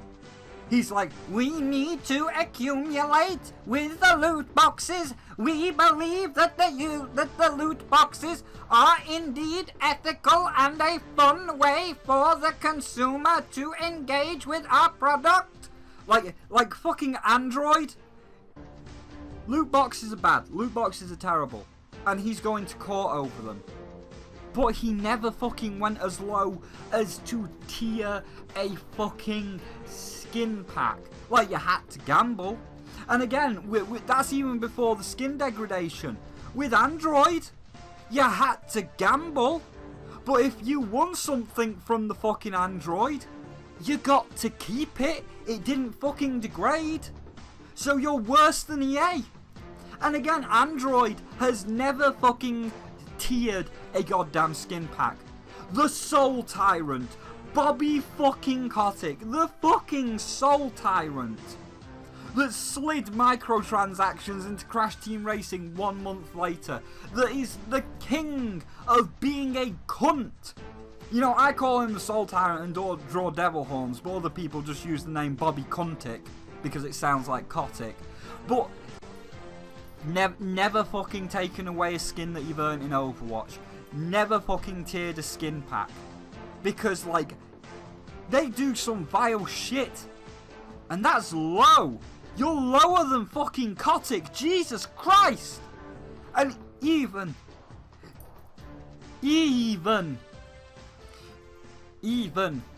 fucking snake oil salesman Randy fucking Pitchford. All the controversies he's caused, all the fucking shit that he's caused with microtransactions. Todd Howard with 76. 76 will never have pay-to-win items in the Atomic Shop, and then it did.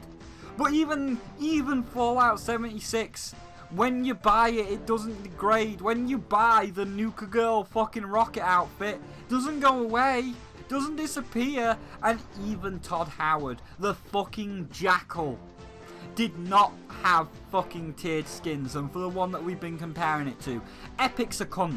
Epic does some cunty things. Epic fucking had that whole thing, which was just a great big publicity stunt for them and Apple, where they had the you know, they parodied the Apple dystopia where everybody's like brainwashed by the apple, and then Bright Bomber smashes the fucking TV, and then like it was pulled off the Apple store and it got them both publicity and it made them fucking millions. Even fucking Epic, even that fucking Epic and its goddamn Fortnite store, it's like, well, you know, we are a bit shit, but we've never tiered a skin pack. If you want Black Panther, you get Captain Marvel and fucking Taskmaster with her.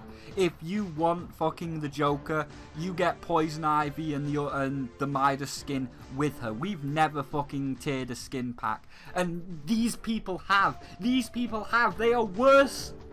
They are literally worse than all the fucking AAA people I've mentioned, because even the fucking AAA cunts have not sank to this low yet. I mean, there's still a chance. You know, I wouldn't fucking trust Bobby and Android Wilson as far as I can fucking throw them, and I would not be surprised if Bobby Kotick and Andrew Wilson look at this and be like, yeah, we're gonna do that. I wouldn't be fucking surprised, but the fact that you sank lower than them, that's just fucking disgraceful. And you deserve failure after all that shit. And that is why you are the actual worst game of the fucking year. Jesus Christ. Now I'm mad, and you know, even worse, we just got into Tier 5 lockdown according to the news. No one's allowed to leave or enter Britain, including delivery trucks of parcels, so I hope you put all those Stardew Valley training to the test to grow your own food. And now we're called Plague Island. Look, this is fucking people tweeting me on Plague Island after 3 days. We're all fucking dressed up as plague doctors and dancing around because we're all locked. We're all like, nobody leaves Plague Island. So that's fun. That's good. 2020's fucking miserable. But hey, at least there was one shining beacon at the end of it all.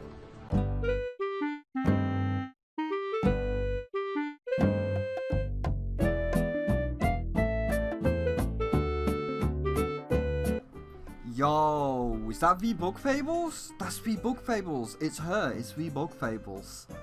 So yes, this is the one. The best game of the year. Barely beating out Hylix because it's what everybody had been asking for, including myself. Bug Fables is like Bloodstained Ritual of the Night, the true spiritual successor to the original Paper Marios of Paper Mario 64 and Paper Mario Thousand Year Door, and to a lesser extent with some of the humour Super Paper Mario, but mainly the first two of Thousand Year Door and Paper Mario 64. Everything is exactly as perfectly balanced as all things should be. It's not perfectly balanced, it can get a little bit broken, but I'll get there. But no, everything perfectly recreated as it should be.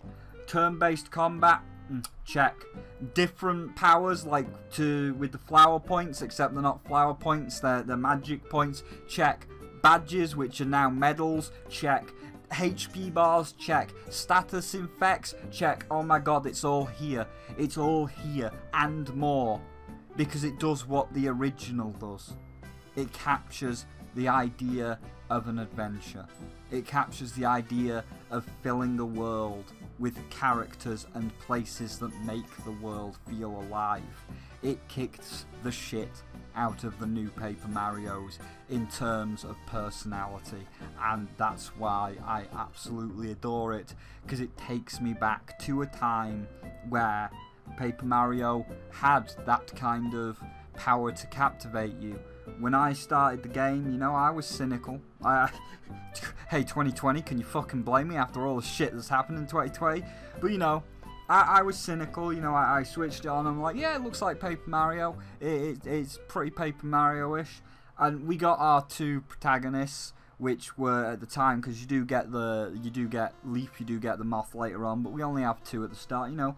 We get the stoic, stereotypical hero of Kabu and what appears to be a little bit of a spoilt brat in form of V, and then we have the mentor that says, oh, you know, I don't think you can handle it, and you kind of have a bit of a bash with him. He's like, yeah, give them an adventurer's license, let them go out on an adventure.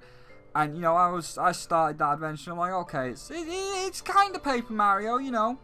the tutorial, give me some ideas that we are gonna have flower points and medals, and we're gonna get a little bit, but I don't see it. And then as the story progressed, as we got Leaf, as we got deeper into the story, as we learned more about the three main characters and the world around us, I was more and more engrossed in the story. I was more and more invested, because it wasn't just, "Hi, I'm a toad. I'm also a toad." You know, when Ollie says the line at the end of Origami King, "All toads are the same, you can't tell them apart," you can't. Like, I know there's people that try and defend it. It's like, no, but one's happy and one's sad. That's not emotions. That's not goals, drives, personalities. That's not a living kingdom. And that makes it even worse in terms of Mario, because Mario had those living kingdoms where I was engrossed and invested in Mario Odyssey.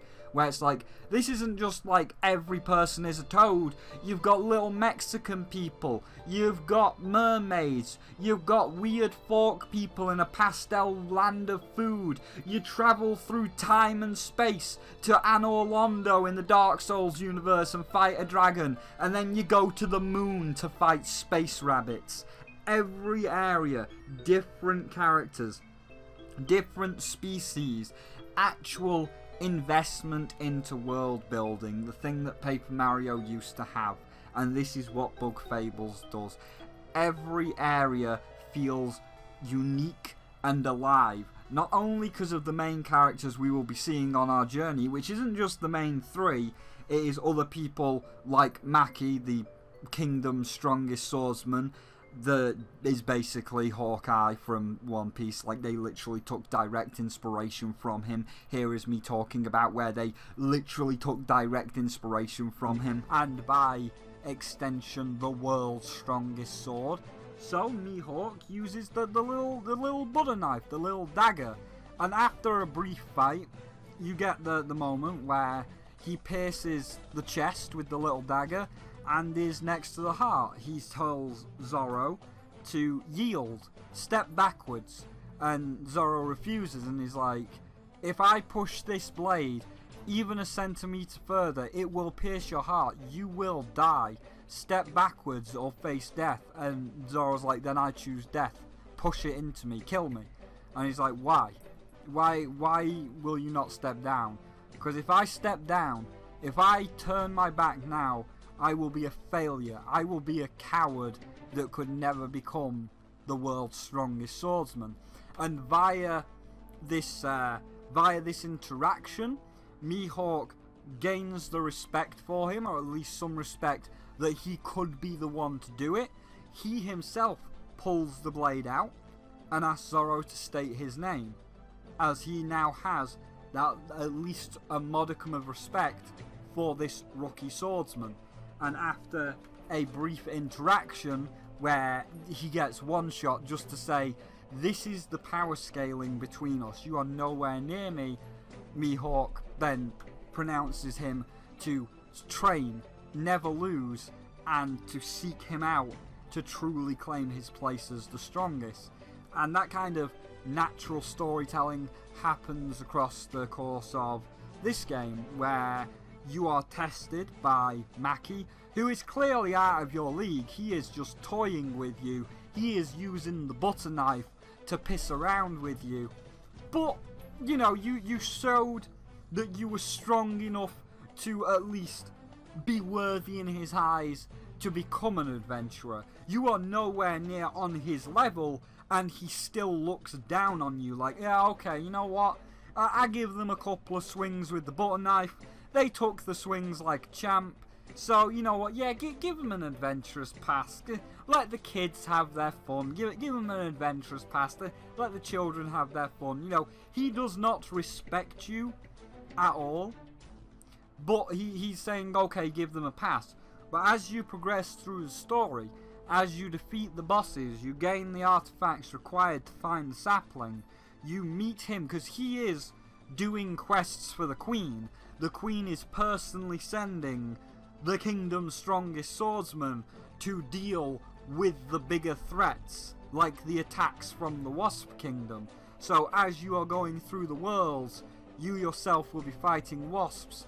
you will see him across the course of your adventure, and as you yourself are beating more bosses, getting stronger, he will start to recognize that. He will treat you less as an inferior to be told what to do, and more like, okay, you know what you're doing, I don't need to instruct you, you know what you're doing, which then results in the final moment where you have beaten the game, and he now considers you an equal. He, as his character is developed, he, as his personality is, where it is about respect of power, he will say, you know what, you beat the final boss, you secured peace in this land, you have become, you're not that little child that I first played with in the guild, you are clearly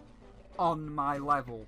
I now consider you, I don't consider you inferior to me anymore. I now consider you an equal, and thus I wish to challenge you as an equal. I will fight you as the world's strongest swordsman with the world's strongest blade, because you have earned that battle. And subsequently, the battle with Maki and his two followers, as it's always a party of three, the resulting battle is one of the most challenging battles in the game.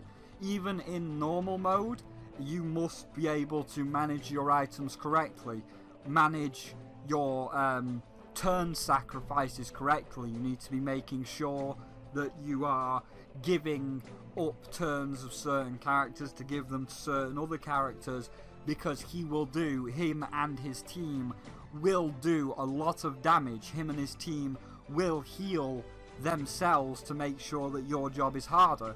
It is one of the most challenging battles in the game, and you earned that via his own personal character and his personality of being the strongest, but also respecting other people's strength.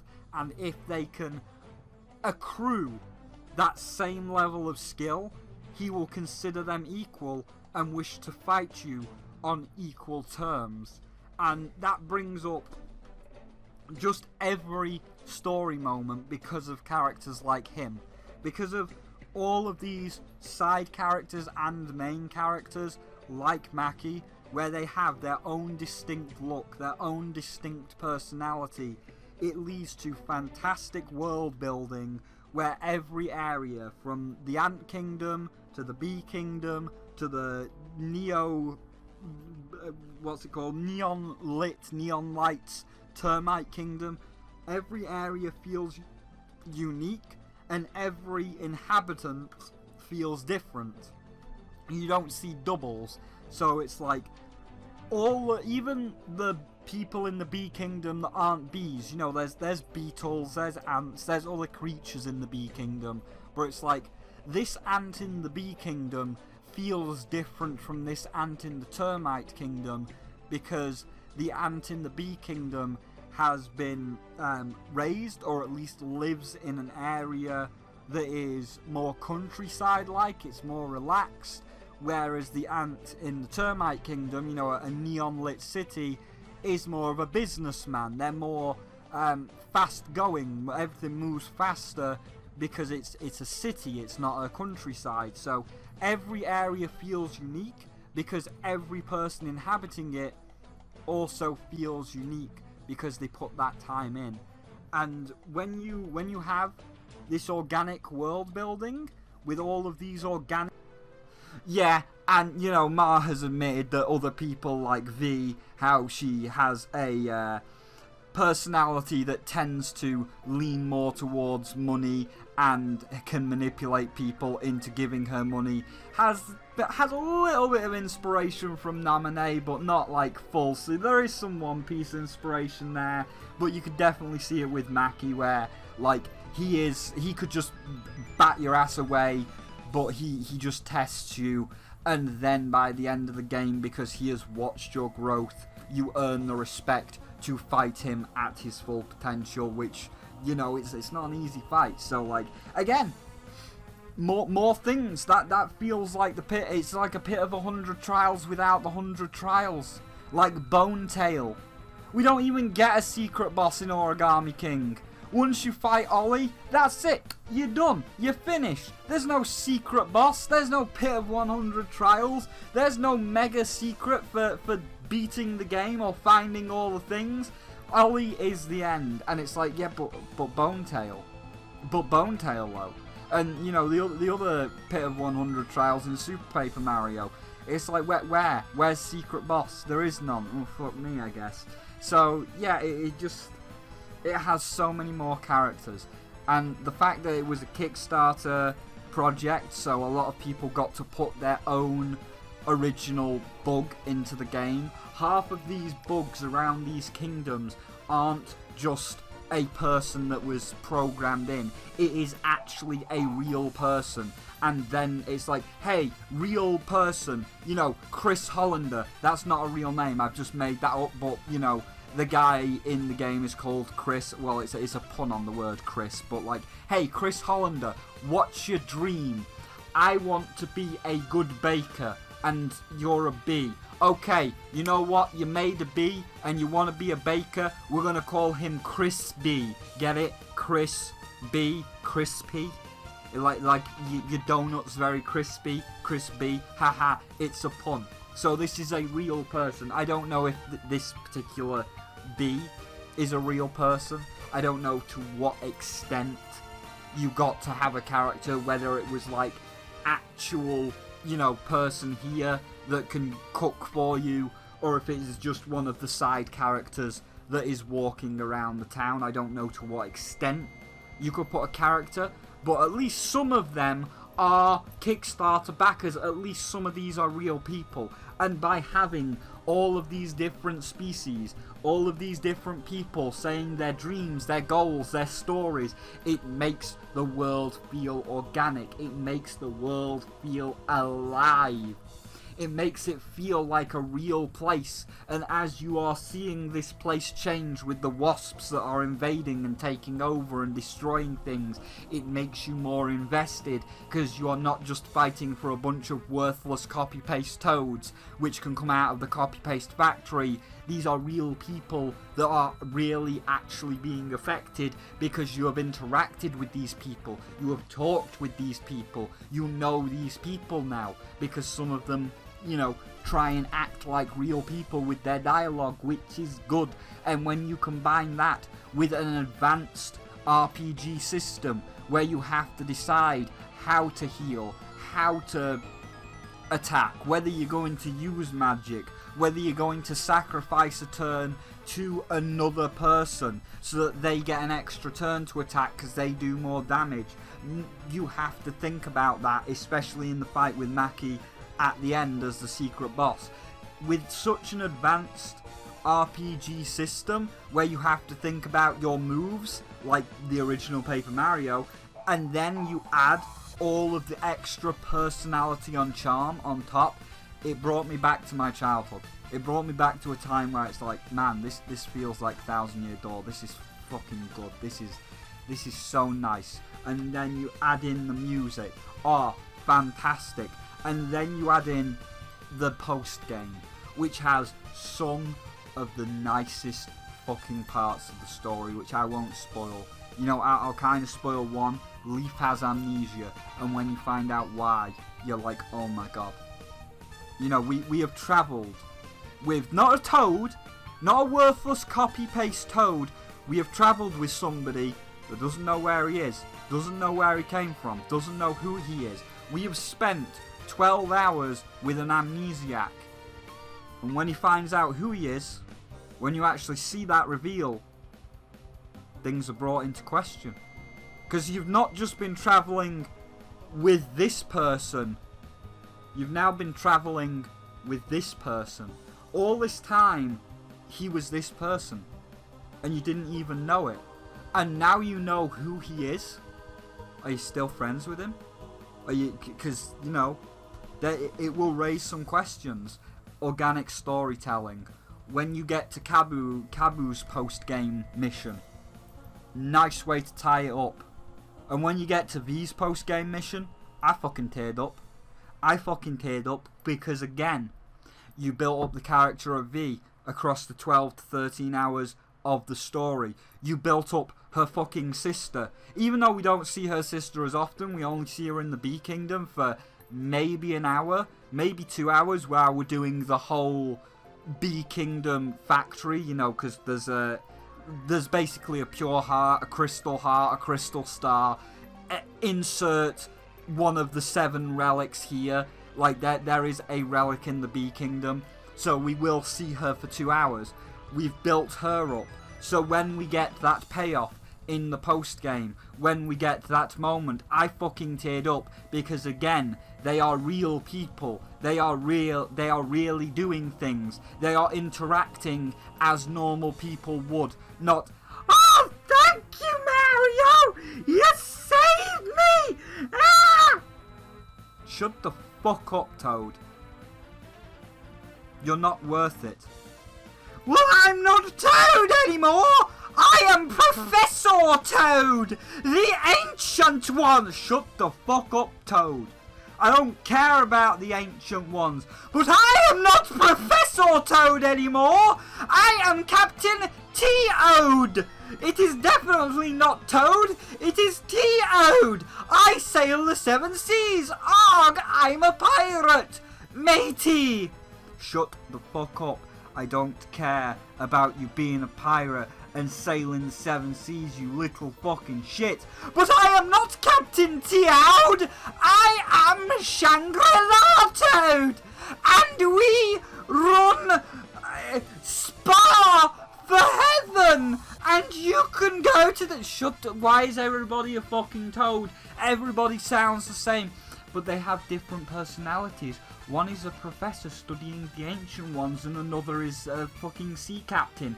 Then why do they both sound like this? They have no personality. You can try, listen, Shiggy, and whatever your fucking name is, woman. You can try and justify that one is happy, one is sad, one is a professor, one is a sailor. They're not. You put a different hat on them. It's like Team Fortress 2. Just because one heavy is wearing a birthday hat and another heavy is wearing a Viking hat, that's not 2 different heavies. They are both the same heavy. They both say, "Big gun is going to rev at $300 million a second. Sandwich." That's both heavies. They are both a heavy. Just because you put a different hat on them, they're both still heavy. Just because you put a different hat on fucking the engineer doesn't change. I'm an engineer, and I solve problems. Not metaphysical problems, like what is the purpose of life, because that would purview you. No, doesn't matter. They're both still engineers. You can try and justify that every Toad is different, they're not. But here, they are different. Every person is different. Makes the world feel alive. I know I keep repeating that point, but I need to fucking stress. I need to stress to Nintendo, especially to Shiggy and fucking Woman, that putting a different hat on a thing doesn't make it a different character. It doesn't make it a different character just because it's got a different hat. It's the same character with the same voice, just a different hat. Here that's not the case though. Here you have exactly what, you know, like Bloodstain. Hey guys, Konami is a bit of a dick and they won't make any more Castlevania, but I am the creator of Castlevania. Do you just want Symphony of the Night 2? Yes please. Okay, here is copyright-free Symphony of the Night 2, where they're not souls, they're crystal shards, where it's not Simon Belmont, it's Miriam, and where it's not Dracula, it's Jeeble, even though it's Dracula, but shh. Copyright free. And this is pretty much the same. Do you guys want 1000 Year Door 2? Yes please, Ma. Okay, here is copyright free 1000 Year Door 2, where every character is an insect rather than a bob-omb and a Koopa and whatever the weird little creatures in Rogueport are, you know, like the ones in Twilight Town and the eagle like Rourke, you know, when we actually had characters. Beautiful world.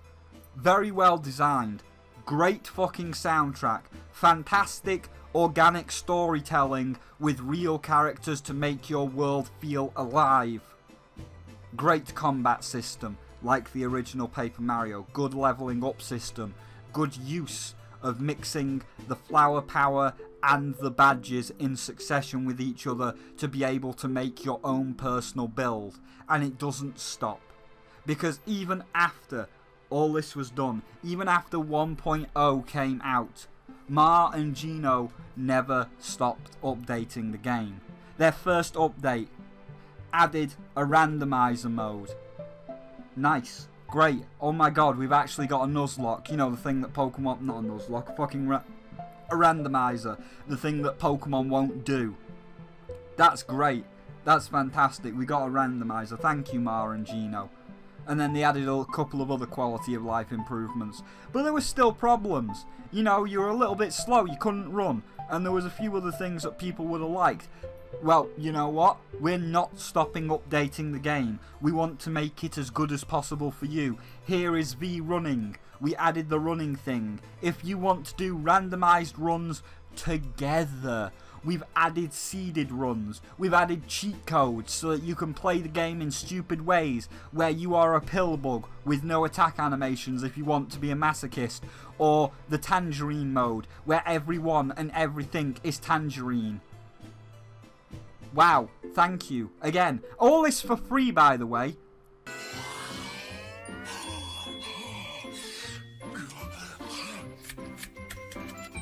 What do I owe you? Nothing. It's for free. Free!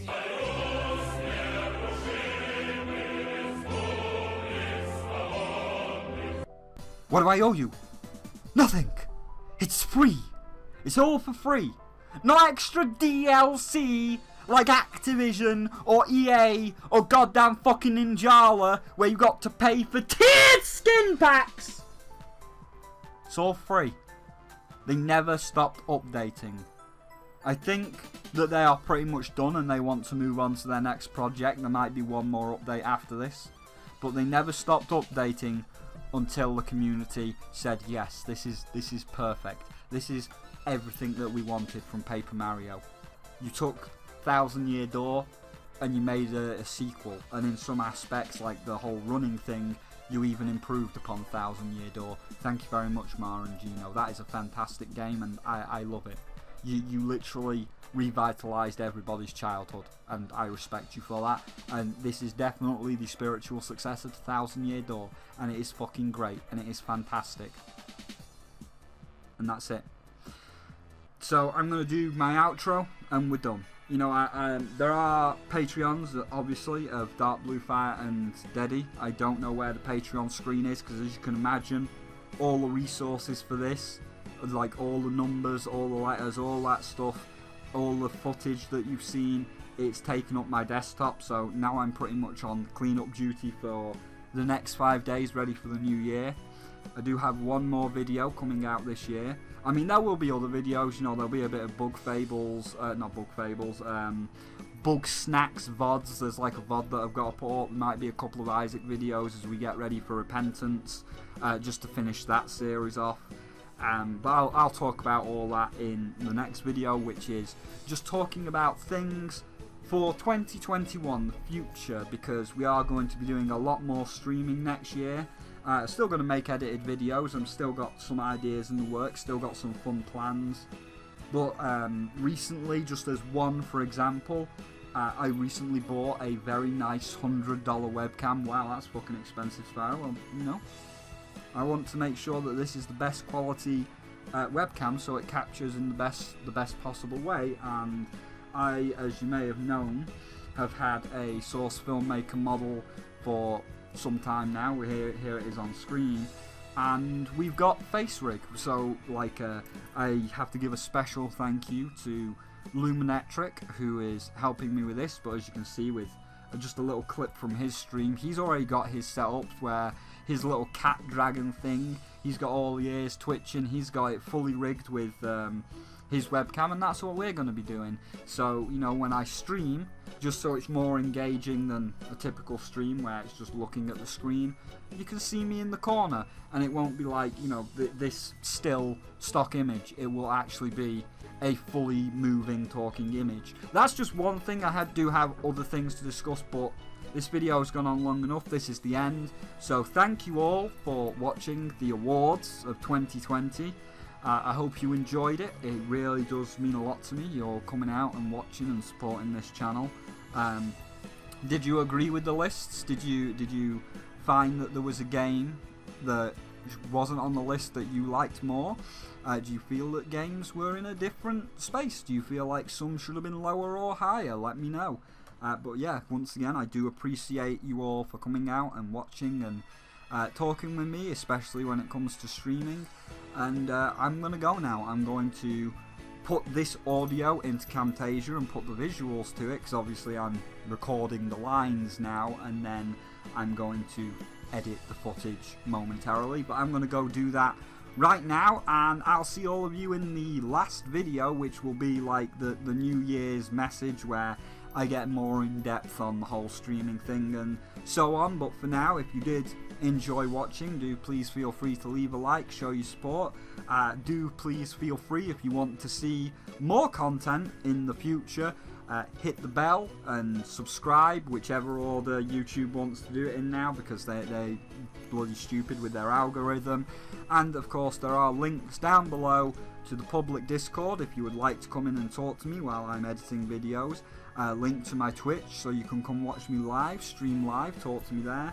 A link to my Twitter so you can see when I'm going live or when a video goes up, and a link to my Patreon if, like Dark Blue Fire and Deddy, you would like to support me further. And once I've got all this desktop cleaned up, I will actually be bringing the Patreon screen back in the new year for everybody to see. But for now, thank you all once more for coming out and watching, and I will see all of you in 2021, which will hopefully be a better year than this year was. You know, it's been a pretty shit year. I hope everybody's managed to survive it, and depressing as it was, I hope everybody has managed to endure, and hopefully 2021 will just be better. After all the shit that everybody's gone through, I really do think that everybody just needs a nice little reward, just needs a nice time in 2021 to get over this fucking awful year.